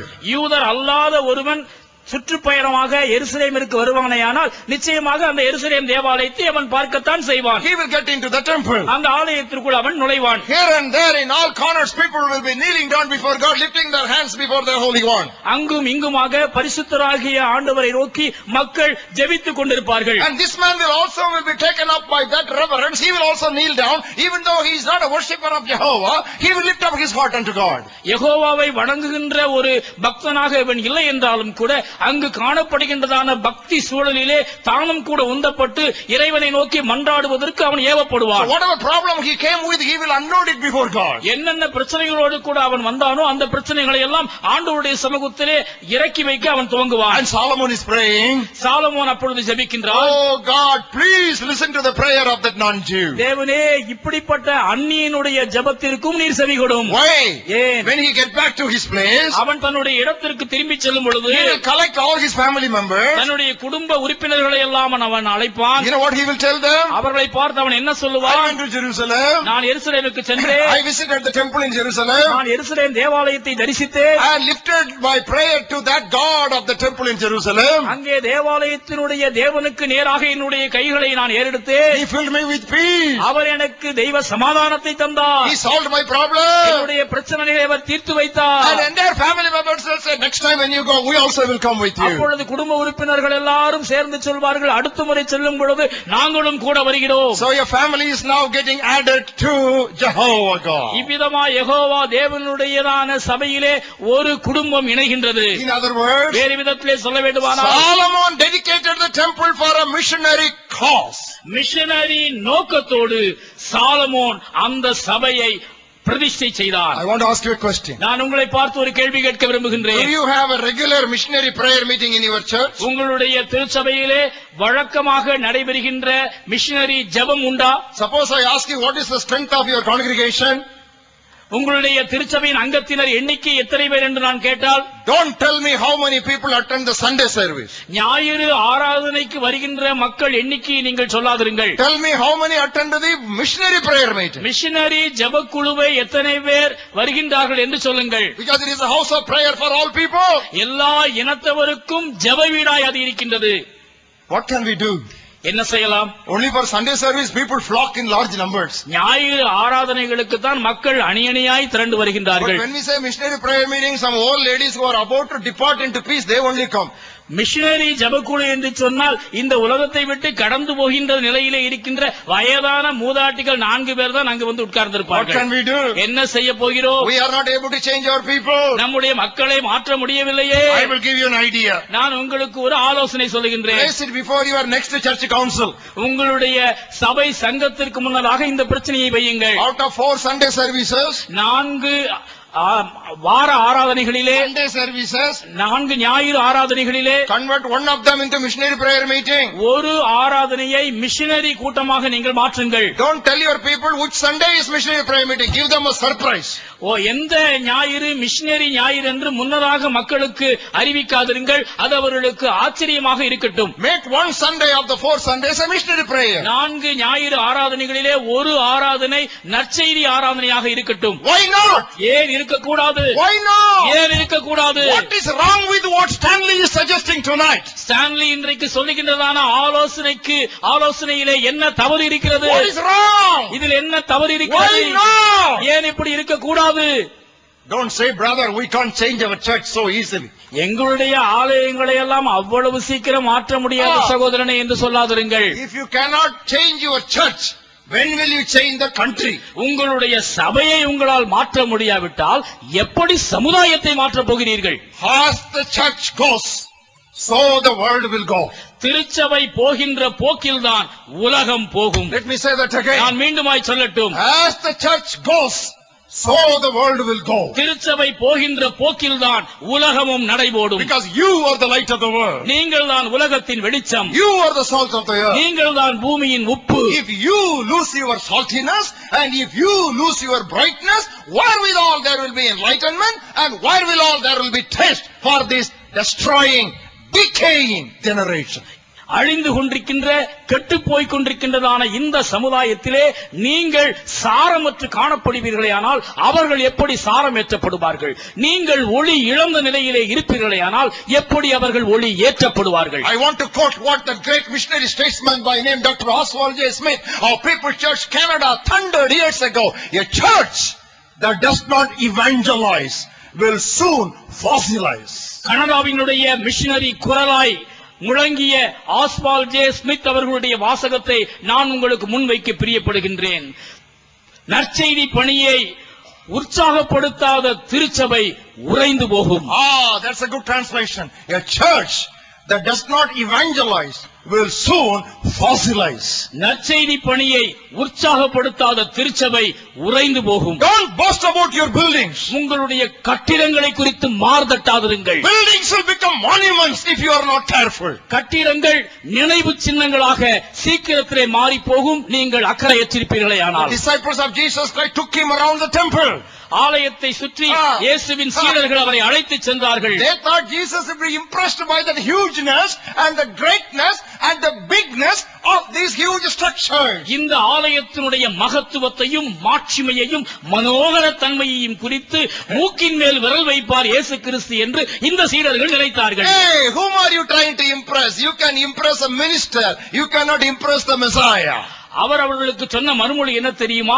என்னையா நீங்கள் வியக்க வைக்க பார்க்கின்றீர்கள்? மந்திரியை வேண்டுமானால் நீங்கள் மயக்கலாம், இந்த மனுமகனை நீங்கள் மயக்க முடியாது. What did he tell them? அவர்களை பார்த்து அவர் என்ன சொன்னார்? Days will come when not one stone will be on the other stone. நாட்கள் வரும், அப்பொழுது ஒரு கல்லின் மேல் மற்றொரு கல் இராதபடிக்கு இவைகள் இடிக்கப்பட்டு போகும். Hey, what is this? Somebody is taking you for a tour around the huge buildings of the temple. மிக And this is the அழகான way you answer? Don't you have a courtesy?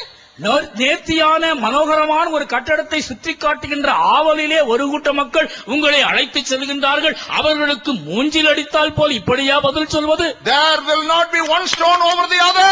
ஒரு கல்லின் மேல் ஒரு கல் இராமல் போகும். Did it happen? நடந்ததா? Yes. ஆம், நடந்தது. When did it happen? எப்பொழுது அது நடந்தது? It happened in AD 70 when Rome destroyed it. கிறிஸ்துவுக்கு பின் 70வது ஆண்டிலே ரோம் இந்த எருசலேமை தகர்த்த பொழுது அது நிகழ்ந்தேறியது. Because they thought there were some gold plates between two bricks and stones. So they wanted to slice off each stone from the other stone. What my Jesus said came true, literally mind you. கல்லுகளுக்கு இடையே தங்கம் புதைக்கப்பட்டுள்ளது என்று சொல்லப்பட்ட உண்மையின் அடிப்படையிலே அந்த ரோம காவலர்கள் ஒரு கல்லின் மேல் ஒரு கல் இராதபடிக்கு அதனை அடித்து நொறுக்கி நிர்மூலமாக்கிய பொழுது அருள்நாதர் இயேசு கிறிஸ்து சொல்லியதான வசனம் எழுத்து பூர்வமாய் அப்படியே நிறைவேறியது. There are so many church buildings all over Kanyakumari district. Kanyakumari திருமண்டலம் முழுவதிலும் ஏராளமான ஆலய கட்டிடங்கள் உண்டு. Praise God for them. ஆண்டவரே, அதற்காக நான் துதிக்கின்றேன். But they are not, if they are not used for missionary purpose, missionary நோக்கத்திற்காக இந்த திருச்சபை கட்டிடங்கள் எல்லாம் பயன்படுத்தப்படவில்லை என்றால் God will not allow them to exist even as a monument. நினைவு சின்னங்களாக கூட இந்த ஆலயங்கள் நிலைத்திருப்பதற்கு என் தேவன் நிச்சயமாக விட மாட்டார். Because the zeal of my house has burnt me, said the Lord Jesus. என்னுடைய ஜெப வீட்டை குறித்ததான பக்தி வைராக்கியம் என்னை பட்சித்தது என்று ஆண்டவர் சொல்கிறார். I'm just trying to reflect the heartbeat of my master who has commissioned me to preach this message to you tonight. இந்த நற்செய்தியை உங்களுக்கு பறைசாற்றும்படியாக என்னை ஏவிய என்னுடைய எஜமானனுடைய இதய துடிப்பை உங்களுக்கு முன் நான் எதிரொலித்துக் கொண்டிருக்கின்றேன். Don't over invest in buildings. உங்களுடைய கட்டிடங்களிலே அளவுக்கு மீறி முதலீடு செய்யாதிருங்கள். We want mobile pulpits. நமக்கு நடமாடும் பீடங்கள் தான் தேவை. That is what the secret of the early church. ஆதி திருச்சபையின் வெற்றிக்கான ரகசியம் அதுதான். Mobile pulpits. நடமாடும் பீடங்கள். We talk about mobile phones. Let us talk about mobile pulpits. செல்போன்ஸை குறித்து நாம் பேசுகின்றோம். ஆனால் நாம் பேச வேண்டியது நடமாடுகின்றதான மேடைகள் தான். Lakhs and lakhs of rupees you are spending in cushioning the pews. உங்களுடைய இருக்கைகளுக்கு மெத்தைகள் தயாரிப்பதற்கு லட்சக்கணக்கான ரூபாய்களை செலவழிக்கின்றீர்கள். And carpeting your floors. உங்களுடைய தரைகளுக்கு கம்பளம் விரிப்பதற்கு ஏராளமான செலவுகள். And conditioning the halls. உங்களுடைய அறைகளை குளிரூட்டுவதற்காக ஏராளமான பணம். Curtaining your altars. உங்களுடைய பரிசுத்த பீடங்களை அலங்கரிப்பதற்கு வண்ண வண்ண திரைகள். And coloring the walls. உங்களுடைய சுவர்களுக்கு வண்ணம் பூசுவதற்கு அந்தோ ஆயிரமான பணம். But there are many church buildings in North India who do not have enough money to cover their roofs. ஆனால் வட இந்தியாவிலே தங்களுடைய ஆலய கட்டிடங்களுக்கு மேற்கூரை போடுவதற்கு கூட வசதி இல்லாத எண்ணிறந்த ஆராதனை கூடங்கள். I am sorry, I have no apology for what I am going to say. We are in the last minute. This is not a time to invest money on building useless towers. நான் உங்களுக்கு முன் சொல்வதிலே வருத்தம் அடையவில்லை. இதனை குறித்து நான் வருந்த போவதும் இல்லை. உயரமாக கோபுரங்களை கட்டுவதிலே நாம் வீணாக பணத்தை விரயமாக்கிக் கொண்டிருக்கின்றோம். When Rome was burning, Nero was fiddling. ரோமாபுரி எரியும் பொழுது நீரோ மன்னன் தம்புரு வாசித்துக் கொண்டிருந்தாராம். That's what the church is doing tonight. இன்று திருச்சபையும் கூட இப்படித்தான் அவலமாக நடந்து கொண்டிருக்கிறது. Rome was burning, Nero was fiddling. ரோமாபுரி எரிந்து கொண்டிருக்கின்றது, நீரோ மன்னனோ இசைக்கருவியை மீட்டிக் கொண்டிருக்கின்றார். The house is on fire, you are arranging the furniture. வீடு பற்றி எரிந்து கொண்டிருக்கின்றது, நீங்களோ மனையணியங்களை அலங்கரித்துக் கொண்டிருக்கின்றீர்கள். Christians, கிறிஸ்தவர்களே awake. விழித்தெழுங்கள். Christians, கிறிஸ்தவர்களே arise. எழும்புங்கள். Christians, கிறிஸ்தவர்களே become alert. விழித்துக் கொள்ளுங்கள். You may not get another missionary challenge message like this in the near future. வருகின்ற நாட்களிலே இப்படிப்பட்டதான தட்டி விடுகின்றதான மிஷன் செய்தியை நீங்கள் ஒருவேளை கேட்காமல் போகலாம். Beware of going for big mega church buildings. மிகப்பெரிய மகா பெரிய ஆலய கட்டிடங்களை நீங்கள் கனவு காணாதிருங்கள். Shall I tell you something? நான் ஒரு காரியத்தை உங்களுக்கு சொல்லட்டுமா? 10 church buildings which can hold 1,000 members each is better than one building which can hold 10,000 members. 10,000 பேரை அடக்கக்கூடியதான மகா பெரிய பேராலயம் ஒன்றை விட 1000 பேரை உள்ளடக்கக்கூடிய 10 திருச்சபைகள் உசிதமானது. You can have 10 leaders. நீங்கள் 10 தலைவர்களை அதன் மூலமாய் உருவாக்க You can முடியும். tell communities in different places. பல இடங்களிலே இருக்கின்ற பல்வேறு சமுதாயங்களை நீங்கள் சந்திக்க முடியும். If the enemy bombs, he can bomb only one building. He will not bomb all the 10,000 member building. எதிரிகள் உங்களை தாக்க நினைத்தால் ஒரு இடத்தில் உள்ள ஆலயம் தான் தகர்ந்து போகுமே ஒழிய 10 இடங்களில் இருக்கின்றதான எல்லாரையும் அவரால் தாக்க முடியாது. This is the strategy of the Lord of hosts. சேனைகளின் கர்த்தருடைய யுக்தி இதுதான். Don't commercialize religion.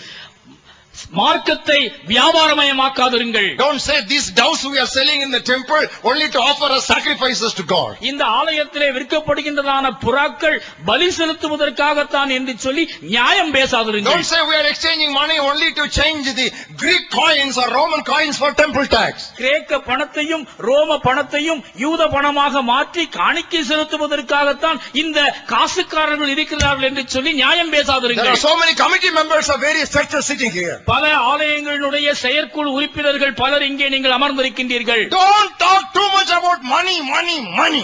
எப்பொழுது பார்த்தாலும் பணம் பணம் என்று பேயாய் அலையாதிருங்கள். Don't talk always about money. எப்பொழுது பார்த்தாலும் பணம் பணம் என்றே பேசிக் கொண்டிருக்கிறார்கள். On Sunday services, how much money we collected last week, that is not important. How many souls we won last week, that is important. கடந்த வார காணிக்கை என்று வாசிப்பதை நிறுத்தி கடந்த வாரத்திலே எத்தனை பேர் திருமுழுக்கு பெற்றார்கள் என்று அறிவியுங்கள். May the Lord change, give us a great revival in this church. எங்களுடைய திருச்சபையிலே ஒரு மகா பெரிய எழுப்புதலை ஆண்டவர் தருவாராக என்று Oh நீங்கள் Lord, I கூறுங்கள். pray in the name of your dear Son. Oh Lord, send a revival. Send your fire upon this Kanyakumari diocese. As I prayed 2 days ago, Lord, make this congregation a model congregation for all these scores of dioceses all over Bharat.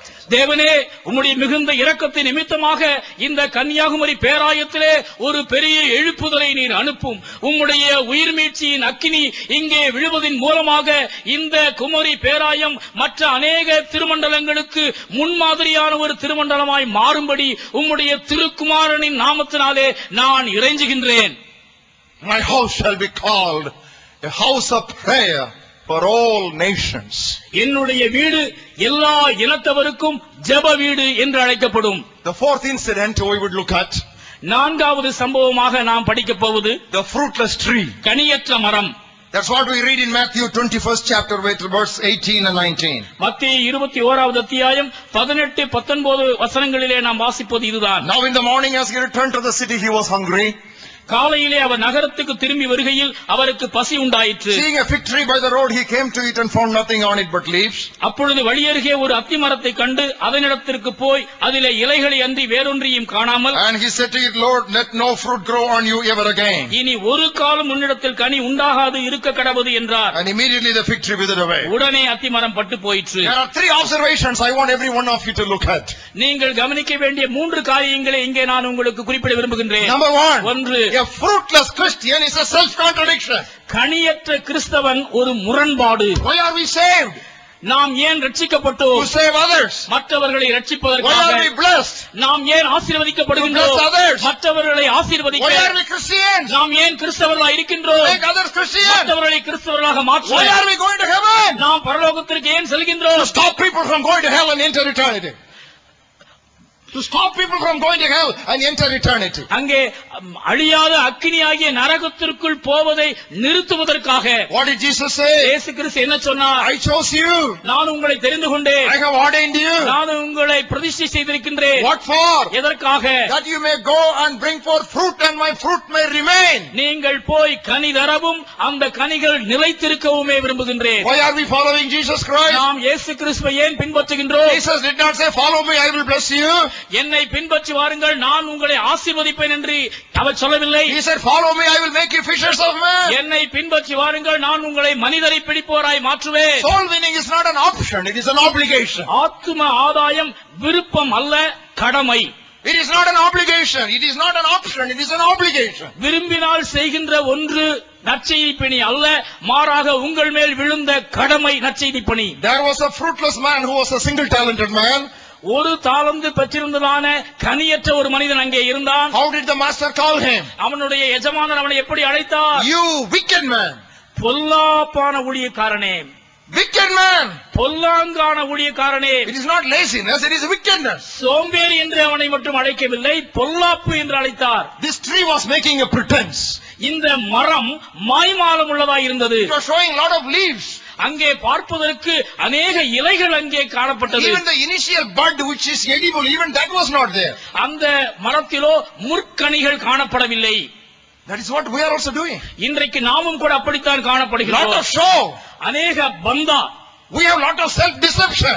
நாம் நம்மை நாமே சுய வஞ்சகத்தினாலே நிறைத்திருக்கின்றோம். We are making general statements. பொதுவான அறிக்கைகளை கொடுக்கின்றோம். Our church is doing. எங்களுடைய சபை இதை செய்கிறது. Our diocese is doing. எங்களுடைய திருமண்டலம் இதனை சாதித்தது. What are you doing as an individual? தனி நபராக நீங்கள் எதை சாதித்தீர்கள்? What does the Bible say? வேதம் என்ன சொல்கிறது? Behold, I come quickly. இதோ நான் சீக்கிரமாய் வருகிறேன். My reward comes to give every man, underline, there is an individual aspect. Every man according to his work. அவன் அவனுடைய செய்கைகளுக்கு தக்கதாக அடிக்கோடிருங்கள். அவன் அவனுக்கு நான் அளிக்கும் பலன் என்னோட கூட வருகிறது. 5 talents, 1 man, you come and give the account. 5 தாலந்து நிறைந்த ஒரு மனிதன் வந்து தனியாக கணக்கு 2 கொடுக்கிறான். talents, you come and give an individual account. 2 தாலந்து நிறைந்த ஒரு மனிதன் தனியாக வந்து அங்கு கணக்கு கொடுக்கிறான். Single talent, you come and give the account. 1 தாலந்து நிறைந்த ஒரு மனிதன் தனியாக வந்து கணக்கு Don't கொடுக்கிறான். make generalized statements and get out of your individual responsibility. பொதுவான புள்ளி விவரங்களை பறைசாற்றி உங்களுடைய தனிப்பட்ட பொறுப்பினை தட்டி கழிக்காதிருங்கள். This tree was instantly withered. இந்த பட்டுமரம் இந்த அத்திமரம் உடனடியாக பட்டு போனது. But there is another parable that Jesus mentioned. ஆனால் இதே விதமாக ஆண்டவர் மொழிந்த இன்னொரு உவமையும் உண்டு. A man planted a fig tree in his vineyard. தன்னுடைய திராட்சை தோட்டத்திலே ஒரு மரம் அத்தி மரத்தை நட்டானாம். First year there was no fruit. முதல் வருடத்திலே எந்த கனியும் இல்லை. Second year no fruit. இரண்டாவது ஆண்டிலும் கனி இல்லை. Third year no fruit. மூன்றாவது ஆண்டிலும் கனி இல்லை. What did he say? அப்பொழுது அவன் என்ன சொன்னான்? You cut down this tree. இந்த மரத்தை வெட்டி போடு. Why should it waste my ground? இது ஏன் இந்த நிலத்தை கெடுக்கின்றது? And the gardener came. அப்பொழுது தோட்டக்காரன் வந்து He pleaded. மன்றாடினான். Please leave it for one more year. தயவு செய்து ஓராண்டு மட்டும் இருக்கட்டும். I will just dig around it. நான் அதனை சுற்றி கொத்தி எரு போடுவேன். I will fertilize it. நான் அதற்கு உரமிடுவேன். I will fence it. நான் அதற்கு வேலி அடைப்பேன். Then you see whether it gives fruit or not. பிறகு அது கனி தருகிறதா இல்லையா என்று பாருங்கள். If not, you can just fell it down. அப்படி இல்லை என்றால் அதற்கு பிற்பாடு வெட்டி போடலாம். Brothers and sisters, listen to me. அருமையான சகோதர சகோதரிகளே கவனியுங்கள். Those who are sitting on the chairs. நாற்காலிகளில் உட்கார்ந்திருக்கின்றவர்கள். And those who are just squatting on the ground. நீங்கள் தரையிலே உட்கார்ந்திருக்கின்றவர்கள். Listen to what I say very carefully. நான் சொல்வதை நன்றாக கவனியுங்கள். For many of you, this may be your 4th and final year. உங்களிலே அநேகருக்கு இது 4வது கடைசி ஆண்டாக இருக்கலாம். I wish not, but it might be. அது அப்படி இருக்க வேண்டாம் என்று நான் வாஞ்சிக்கின்றேன். ஆனால் ஒருவேளை அது அப்படியாக இருக்கலாம். This may be your 4th and final year. 4வது இறுதி ஆண்டாக உங்களுக்கு இது இருக்கலாம். Why do I say that? நான் ஏன் அதை எப்படி சொல்லுகின்றேன்? When tsunami hit Kolachal, why were you spared? கொளச்சலிலே சுனாமி தாக்கிய பொழுது நீங்கள் எப்படி நிர்மூலமாகாமல் தப்பித்தீர்கள்? When the tower of Siloam fell down and killed so many people, how did you get spared? சீலோவாமிலே கோபுரம் இடிந்து விழுந்த பொழுது அநேகர் கொல்லப்பட்டார்களே, நீங்கள் எப்படி தப்பித்துக் கொண்டீர்கள்? Do you think that you are more righteous than them and they were more wicked than you? அவர்கள் எல்லாரை பார்க்கிலும் நீங்கள் நீதிமான்கள் என்றோ, உங்களை பார்க்கிலும் அவர்கள் பாவிகள் என்று நீங்கள் நினைக்கின்றீர்களோ? If you do not repent, you shall likewise perish. நீங்களும் மனம் திரும்பாமற் போனால் அப்படியே கெட்டுப் போவீர்கள். Why did Herod mix that blood of the Galileans? பிலாத்து அநேக கலிலேயருடைய ரத்தத்தை கலந்திருந்தான். Why? ஏன்? You think that they were more ungodly than you? அவர்கள் தேவபக்தி அற்றவர்களாய் உங்களை விட மோசமானவர்களாய் இருந்தார்கள் என்று எண்ணுகின்றீர்களோ? I tell you, unless you repent, you also will likewise perish. நீங்களும் மனம் திரும்பாமற் போனால் அப்படியே கெட்டுப் போவீர்கள். Dear brothers and sisters, அருமையான சகோதர சகோதரிகளே, I think I will start bleeding if I continue. நான் தொடர்ந்து இப்படியே கூவிக்கொண்டிருப்பேனே ஆனால் நிச்சயமாக நான் இரத்தம் சிந்துவேன் என்று நான் நம்புகின்றேன். But I don't mind dying preaching. நான் பிரசங்கித்துக் கொண்டிருக்கும் பொழுதே நான் மரிப்பேனே ஆனால் நிச்சயமாக அதை குறித்து நான் கவலைப்படவில்லை. So I'll continue my sermon. ஆகவே நான் தொடர்ந்து என்னுடைய செய்தியை சொல்ல விரும்புகின்றேன். I do not want you to be resurrected on that resurrection morning with an unpleasant surprise to hear the masters, I do not know you, get away from me. உயிர்த்தெழுதலின் காலை வேளையிலே உயிர்த்தெழுந்த ஆண்டவர் உங்களை பார்த்து, உங்களை நான் அறியேன், என்னை விட்டு அகன்று போங்கள் என்று சொல்லப்படாமல் இருக்கும்படியாய் நான் வாஞ்சிக்கின்றேன். The fifth incident I want to look at, நாம் தியானிக்க வேண்டிய 5வது சம்பவம், the sacrificial women. தியாக பெண்மணிகள். It happened on Tuesday. செவ்வாய்க்கிழமையிலே இது நடந்தது. Now if you look at the chronological calendar, this happened on Tuesday. அந்த நாட்காட்டியை நீங்கள் கவனமாக பார்ப்பீர்களேயானால் அந்த வரிசைப்படி செவ்வாய்க்கிழமையிலே இந்த நிகழ்ச்சி நிகழ்ந்தது. One was a poor widow. ஒன்று ஏழை விதவை, The other one was a woman. மற்றொன்று ஒரு பெண். The poor widow had only 2 coins. அந்த ஏழை விதவைக்கு 2 காசுகள் மட்டுமே இருந்தது. People came in a queue to just offer to the treasure box.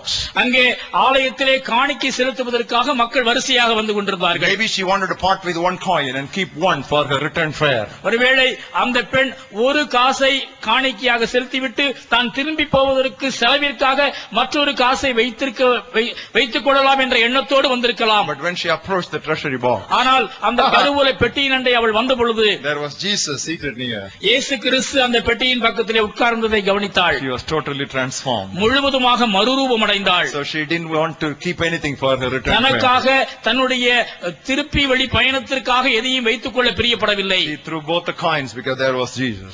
2 காசுகளையும் அங்கேயே ஆண்டவருக்காக போட்டுவிட்டாள். That was all her future. அதுதான் அவளுடைய முழுமையான எதிர்காலம். And that she invested for God. தன்னுடைய வாழ்நாளுக்காக வைத்திருந்ததை ஆண்டவருக்காக முதலீடு செய்தாள். There was another woman. அங்கே இன்னொரு பெண். She had a beautiful perfume. அவளுடைய கையிலே அருமையான ஒரு நள தைலம் இருந்தது. Beautiful perfume. Maybe it was as expensive as a French perfume. மிக விலை உயர்ந்த பிரெஞ்சு நாட்டை சேர்ந்ததான நேர்த்தியான ஒரு தைலமாக இருந்திருக்கும் என்று நான் நம்புகின்றேன். How expensive is that? அது எவ்வளவு கிரயம் உடையது? 300 pieces of silver. 300 பணம். What is that? அதனுடைய பொருள் என்ன? Leaving out 52 Sabbaths, that is 300 days wages, 1 year wages. 52 ஓய்வு நாட்களை ஓராண்டிலிருந்து கழிப்பீர்களேயானால் மீதி உள்ள 300 நாட்களுக்கான பணம் சம்பாத்தியம். அது 1 year earnings. ஒரு வருட சம்பாத்தியம்.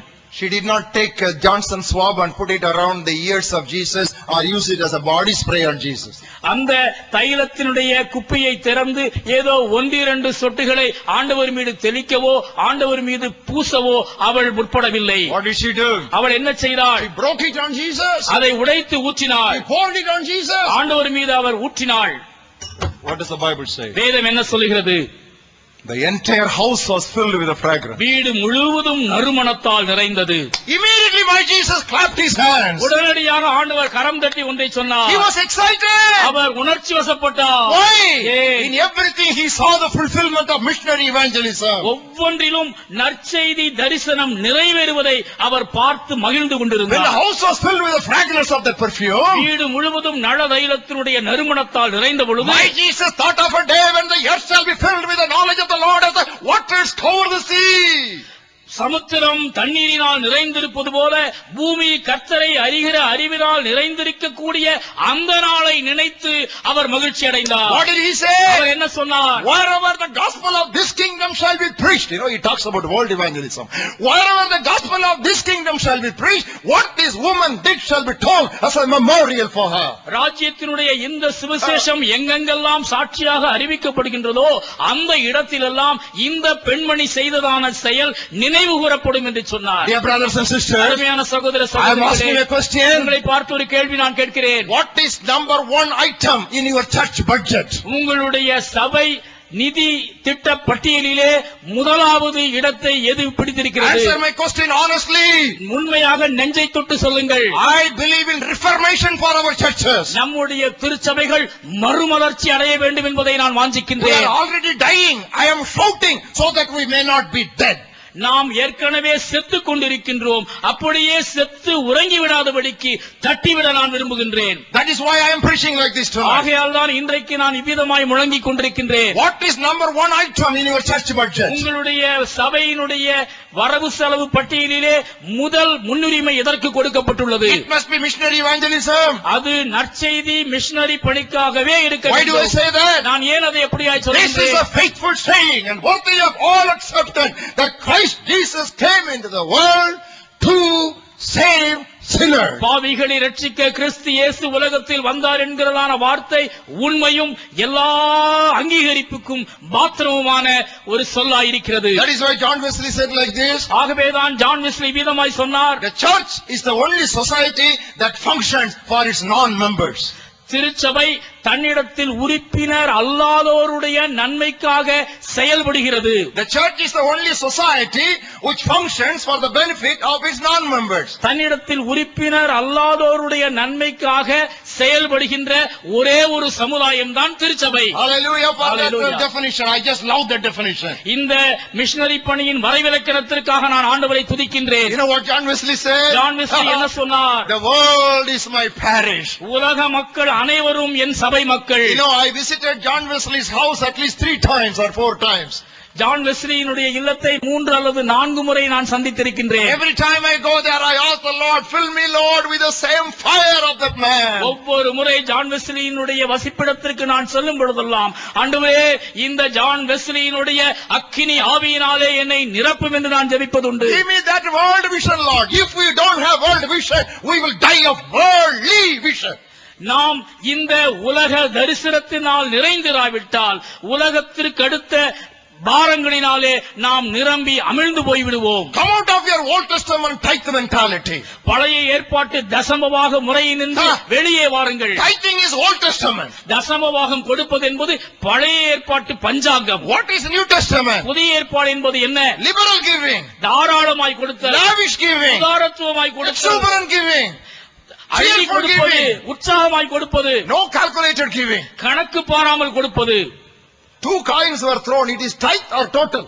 2 காசுகளையும் அவள் போட்டுவிட்டாலே அது தசம பாகமா முழுமையான பாகமா? She poured all that she kept for her future bridegroom. Is it tithe or total? தன்னுடைய வருங்கால மணவாளனுக்காக சேர்த்து வைத்திருந்தாலே ஓராண்டு சம்பாத்தியம் அவ்வளவற்றையும் ஊற்றினாலே அது தசம பாகமா முழு பாகமா? Tithing is Old Testament. தசம பாகம் பழைய ஏற்பாட்டு கதை. You can start there, but you cannot stay there. தசம பாகத்தில் நீங்கள் துவங்கலாம், ஆனால் அதிலே தரித்து நிற்க முடியாது. Let me say that நான் again. மீண்டுமாய் அதை சொல்ல விரும்புகிறேன். Tithing you can start there, but you cannot stay there. தசம பாகத்தில் நீங்கள் காணிக்கை கொடுக்க துவங்கலாம், அங்கேயே நின்றுவிட முடியாது. It is only a tutor to bring you to Christ. கிறிஸ்துவினிடத்தில் உங்களை வழிநடத்துகின்றதான உபாத்தி தானது. And after that the tutor should go. இந்த உபாத்தி அந்த பாலல் நிலை கடந்தவுடன் கடந்து சென்று விட வேண்டும். Unfortunately, ஆனால் துரதிர்ஷ்டவசமாக on the same day, அதே நாளிலே oh, I am broken to speak these words. இந்த வார்த்தையை சொல்லுவதற்கு என்னுடைய இருதயம் நொறுங்குகின்றது. One woman threw all her future. தன்னுடைய எதிர்காலம் அனைத்தையும் தாளை வார்த்து விட்டால் ஒரு பெண்மணி. Another young woman threw away all her future saving. ஒரு இளம்பெண் தன்னுடைய வருங்கால சேமிப்பு எல்லாவற்றையும் ஆண்டவருடைய பாதத்திலே ஊற்றிவிட்டாள். Immediately after that, உடனடியாக நிகழ்ந்தது என்ன? follow me carefully. நன்றாக கவனியுங்கள். Immediately after that, இந்த சம்பவத்தை தொடர்ந்து உடனடியாக Judas Iscariot went to the temple to bargain his beloved Lord. ஆலயத்தை நோக்கி யூதாஸ் காரியோத்து சென்று அருள்நாதரை காட்டிக் கொடுப்பதற்கு பேரம் பேசினான். For that woman, the Lord was more important than 1 year saving, but for this disciple, that 1 month saving was more important than his Lord. தன்னுடைய ஓராண்டு சம்பாத்தியத்தை விட அகில உலகத்தின் ஆண்டவர் அந்த பெண்ணுக்கு மகத்தானவராக தோற்றமளித்தார். ஆனால் கேவலம் 1 மாத சம்பளத்தை விட அருள்நாதர் இயேசு மட்டரகமாக இந்த யூதாசுக்கு தோற்றமளித்தார். Which category do you belong to? நீங்கள் எந்த கட்சி? Which category you belong to? நீங்கள் எந்த அணி? Compete in giving to God. தேவனுக்கு கொடுப்பதிலே போட்டி போட்டுக் கொடுங்கள். Emil Jabasingh so beautifully sang. Emil Jabasingh மிக அழகாக பாடினார். கிறிஸ்துவுக்காக Sing. கிறிஸ்துவுக்காய் இழந்தவர் எவரும் தரித்திரரானதில்லை, ராஜ்ய மேன்மைக்காய் கஷ்டமடைந்தோர் நஷ்டப்பட்டதில்லை. If you believe that, all of you sing together now. இந்த வார்த்தைகளை நீங்கள் விசுவாசிப்பீர்களேயானால் எல்லாரும் சேர்ந்து இந்த வரிகளை பாடுவோமா? 1, 2. கிறிஸ்துவுக்காய் இழந்தவர் எவரும் தரித்திரரானதில்லை. ராஜ்ய மேன்மைக்காய் கஷ்டமடைந்தோ நஷ்டப்பட்டதில்லை. உறக்கம் தெளிவோம், உற்சாகம் கொள்வோம், உலகத்தின் இறுதி வரை. கல்வாரி துணிதான் மழை மாறி பொழியும் நாள் வரை உழைத்திடுவோம். உறக்கம் தெளிவோம், உற்சாகம் கொள்வோம், உலகத்தின் இறுதி வரை. கல்வாரி துணிதான் மழை மாறி பொழியும் நாள் வரை உழைத்திடுவோம். I want you to have these thoughts sunk into your hearts. உங்களுடைய இதயத்திலே ஆழமாய் இந்த உண்மை பதியும்படியாய் நான் விரும்புகின்றேன். Sixthly, ஆறாவதாக, there we see Jesus Christ, the fearless witness. பயமற்ற சாட்சியாக கிறிஸ்து அங்கு தோற்றமளிப்பதை நாம் பார்க்கின்றோம். John's Gospel 18th chapter. யோவான் 18வது அத்தியாயம், I will look at verse 37 with you. 37வது வசனம். Pilate therefore said to him, "Are you a king then?" அப்பொழுது பிலாத்து அவரை நோக்கி, அப்படியானால் நீ ராஜாவோ என்றான். Jesus answered, இயேசு மறுமொழியாக, "You say rightly that I am a king. நீர் சொல்லுகிறபடி நான் ராஜாதான். For this cause I was born, இதற்காகவே இந்த உலகத்தில் வந்தேன். and for this cause I have come into the world." இதற்காகவே இந்த உலகத்தில் நான் வந்தேன். What is that? அது என்ன? That I should bear witness for the truth. சத்தியத்தை குறித்து சாட்சி கொடுக்க நான் பிறந்தேன். What a champion my Jesus was. என்னுடைய அருள்நாதர் இயேசு எப்படி வெற்றி சிறக்கின்ற கதாநாயகனாய் இருந்தார் என்று பாருங்கள். Are you a king then? நீ ராஜாவோ? Yes sir, I am a king. ஆம், நான் ராஜாதான். For this cause I was born. இந்த நோக்கத்திற்காக நான் பிறந்தேன். For this cause I came into the world. இதற்காகவே நான் உலகத்தில் வந்தேன். What is that cause? அந்த நோக்கம் என்ன? To witness for the truth. சத்தியத்தை குறித்து சாட்சி கொடுக்க. How could Jesus Christ be so bold like a lion? இப்படி சிங்கம் போல கர்ஜிக்க இயேசு கிறிஸ்துவால் எப்படி முடிந்தது? How could that weak, frail body, which was outstripped, knocked on the head, hit at the back, plowing on his back, sweating blood, dragged on the dusty roads, shunting between governor and governor, standing before the king, thunder like a lion, like a monarch. Yes, I am king. For this cause I was born.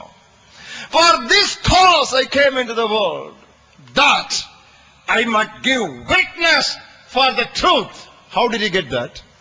உழுத நிலம் போல முதுகு நைய புடைக்கப்பட்ட நிலையிலே அங்கே தலையிலும் உடலிலும் ஏராளமான காயங்களோடு ரணக்கடத்தினால் ரத்தம் பீரிட்டு எழ எருசலேமின் நகர வீதிகளிலே இழுத்து வரப்பட்டு உடலிலே தோய்ந்து போன நிலையிலும் கூட சிங்கமாக கர்ஜித்து, ஆம் நான் ராஜாதான், நான் இதற்காகவே இந்த உலகத்தில் வந்தேன், இதற்காகவே இந்த உலகத்திலே பிறந்தேன், சத்தியத்தை பறைசாற்ற, சத்தியத்திற்கு சாட்சியாய் நிற்கவே நான் வந்தேன் என்று அவரால் எப்படி முழங்க முடிந்தது? Because he prayed.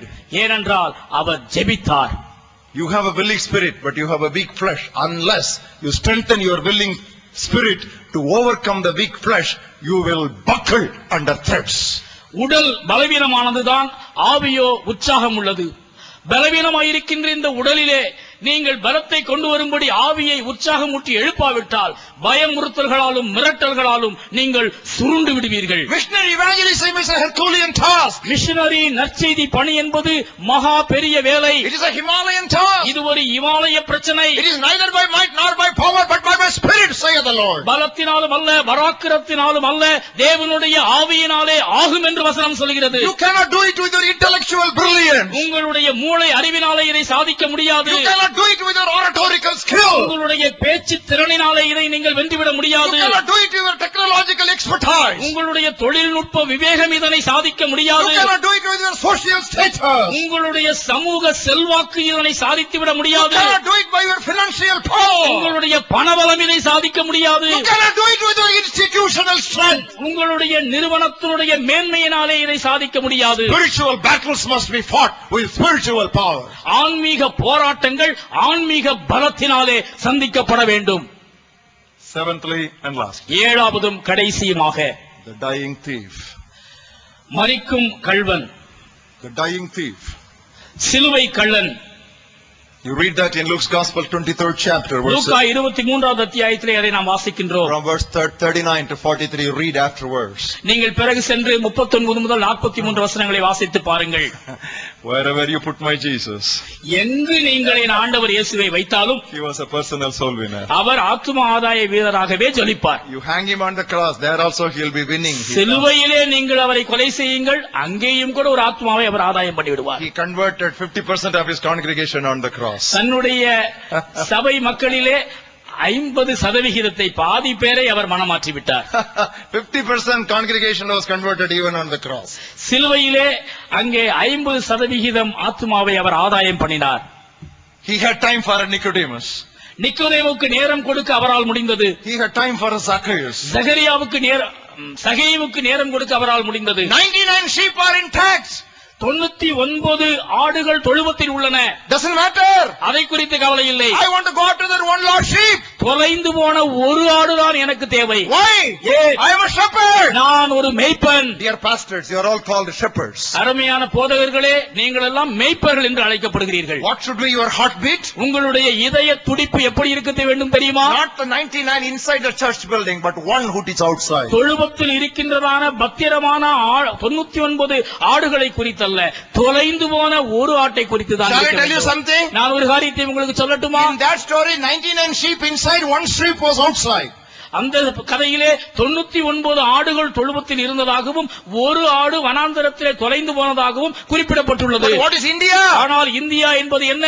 One sheep inside, 99 outside. ஒரு ஆடுதான் தொழுவத்தில் இருக்கிறது, 99 ஆடுகள் தொலைந்தே போயின. Pastors, are you listening to me? இதை நீங்கள் கவனிக்கிறீர்களா? Pastors, are you listening to me? மேய்ப்பர்களே, நான் சொல்வதை கேட்கின்றீர்களா? 99 sheep outside the fold, only one inside the fold. 99 ஆடுகள் அந்தோ பரிதாபமாய் அலைந்து கொண்டிருக்கின்றன, ஒன்றே ஒன்றுதான் ஆலயத்திற்குள் இருக்கிறது. Even when one was lost, the man left the 99 for one, and when 99 are outside the fold, how is it? I ask, how is it? We are careless, unconcerned, and we are casual about the perishing multitude, untold millions still outside the fold. 99 ஆடுகள் தொழுவத்தில் இருந்து ஒரே ஒரு ஆடு தொலைந்து போன நிலையிலேயே அந்த மேய்ப்பன் பதறி அடித்துக் கொண்டு ஓடினானே. ஆனால் இன்று 99 ஆடுகள் வெளியே காணப்படாத நிலையிலே தொலைந்து போயிருக்கின்ற சூழலிலே ஒரே ஒரு ஆத்துமாவை மட்டும் ஆலயத்திற்குள் வைத்துக் கொண்டு தொலைந்து போனவர்களை குறித்து கரிசனையின்றி, அக்கறையின்றி, கவனமின்றி, ஆவலின்றி இருக்கின்றீர்களே. நான் கேட்கின்றேன், இது எந்த விதத்தில் நியாயம்?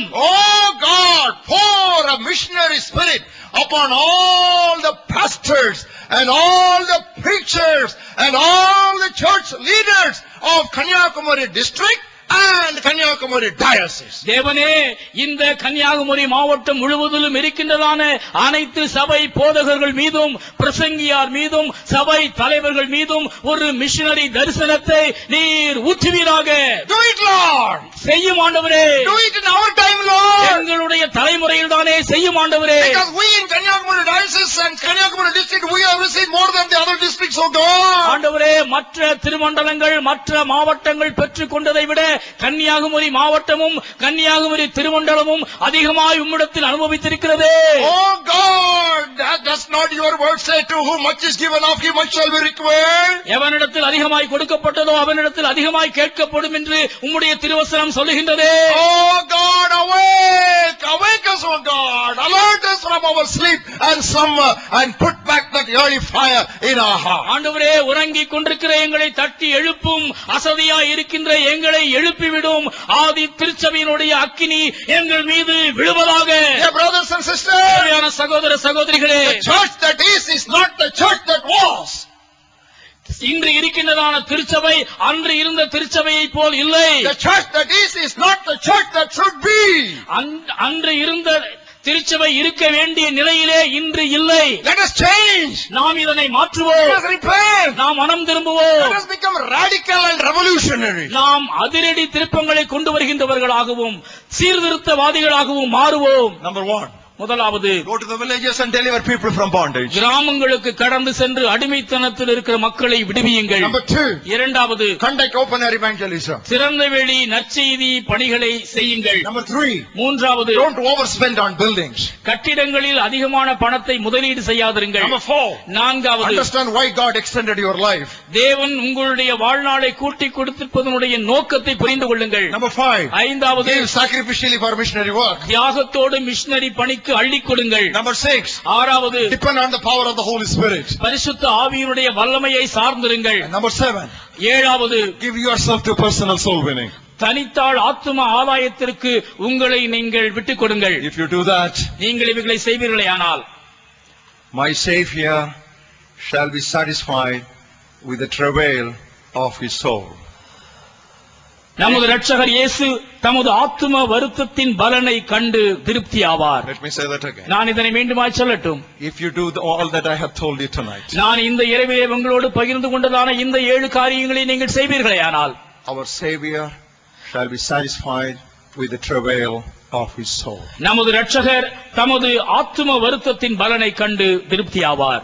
If you want to commit yourself totally to the sevenfold challenge, when all of you are seated here with your eyes open, nobody move here and there lest you disturb others, please stand up immediately. இந்த 7 பரிமாண சவால் செய்திக்கு முழுமையாக உங்களை நீங்கள் அர்ப்பணிக்க விரும்பினால், அனைவரும் அமைதியாய் அமர்ந்திருக்கின்றதான இந்த வேளையிலே, யாரும் அங்கும் இங்கும் நகராது இருக்கின்றதான இந்த வேளையிலே எழுந்து நில்லுங்கள். Don't look what others will think, or don't stand because others are standing. You may be whatever may be your professional background, stand up if you want to commit yourself afresh to get the flame of God's missionary fire in your heart. மற்றவர்கள் என்ன நினைப்பார்கள் என்று மனதில் எண்ணாதிருங்கள். மற்றவர்கள் நிற்கின்றார்களே என்று நீங்கள் எழுந்து நிற்காதிருங்கள். மாறாக ஆண்டவருடைய நற்செய்தியினுடைய அக்கினி உங்களை பற்றிக் கொள்ளும்படியாக ஆண்டவருடைய சமூகத்திலே அர்ப்பணிப்போடு கூட எழுந்து நில்லுங்கள். Eyes closed. கண்களை மூடுவோம். Heads bowed down. தலைகளை கவிழ்ந்திருப்போம். Hearts lifted up. இருதயங்கள் ஆண்டவருக்கு நேராக உயர்த்தப்படட்டும். We meditated on the sufferings of our Savior during these 4 days. இந்த 4 நாட்களிலே நமது இரட்சகருடைய பாடுகளை குறித்து தியானித்தோம்.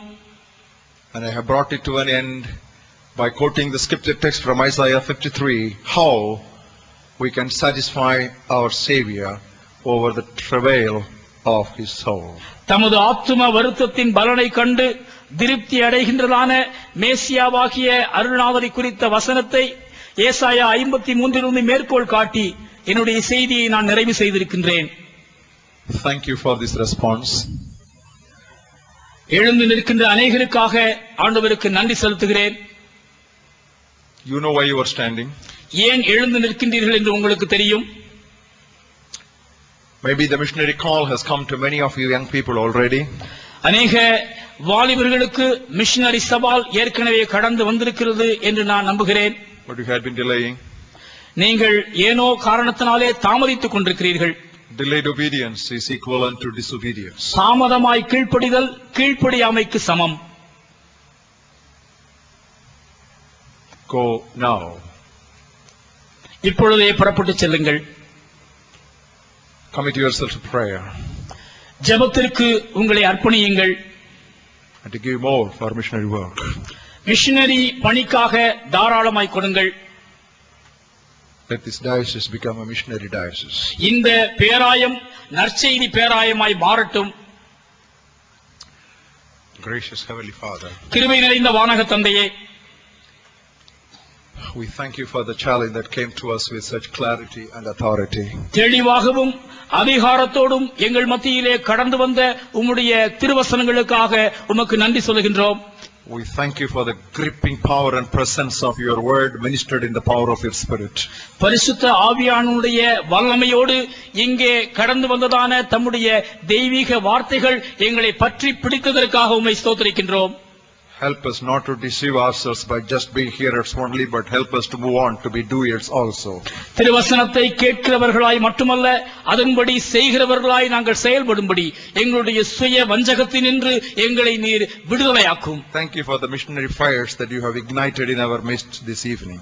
இந்த மாலை நேரத்தில் தானே நீர் கொளுத்தி விட்டிருக்கின்றதான மிஷனரி அக்கினிக்காக உமக்கு நாங்கள் நன்றி சொல்லுகின்றோம். Let it spread to all the churches in Kanyakumari district. ஆண்டவரே, கன்னியாகுமரி மாவட்டம் முழுவதும் இந்த தீ பற்றி எரியட்டும். And all the districts of Tamil Nadu. தமிழ்நாட்டின் அனைத்து மாவட்டங்களிலும் இந்த அக்கினி பரவட்டும். And all the states of India. இந்தியாவினுடைய சகல மாநிலங்களிலும் இது தீவிரித்து பரவட்டும். So we'll see the whole world evangelized in our generation. ஆண்டவரே, எங்களுடைய தலைமுறையிலே இதன் மூலமாக நற்செய்தி மயம் உலகளாவ பரவுவதை நாங்கள் பார்க்கட்டும். I pray for those who are standing. நின்று கொண்டிருக்கிறவர்களுக்காக நான் ஜெபிக்கின்றேன். Help them to fulfill whatever they have decided in your presence. உம்முடைய திரு பிரசன்னத்திலே எதை எதை அவர்கள் தீர்மானித்திருக்கின்றார்களோ அதனை நிறைவேற்றும்படியாக அவர்களுக்கு உதவி செய்யும். Help them to the word of your grace. ஆண்டவரே, உம்முடைய கிருபையுள்ள வசனத்திற்கு இவர்கள் அனைவரையும் நான் ஒப்புவிக்கின்றேன்.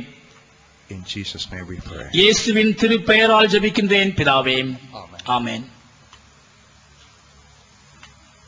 ஆண்டவராகிய இயேசு கிறிஸ்துவின் கிருபையும் கடவுளுடைய அன்பும் ஆவியானவருடைய ஐக்கியமும் நம் அனைவரோடும் நாம் கேட்ட அருள்பணி செய்தியோடும் சதா காலங்களிலும் நிலைத்திருப்பதாக. ஆமீன்.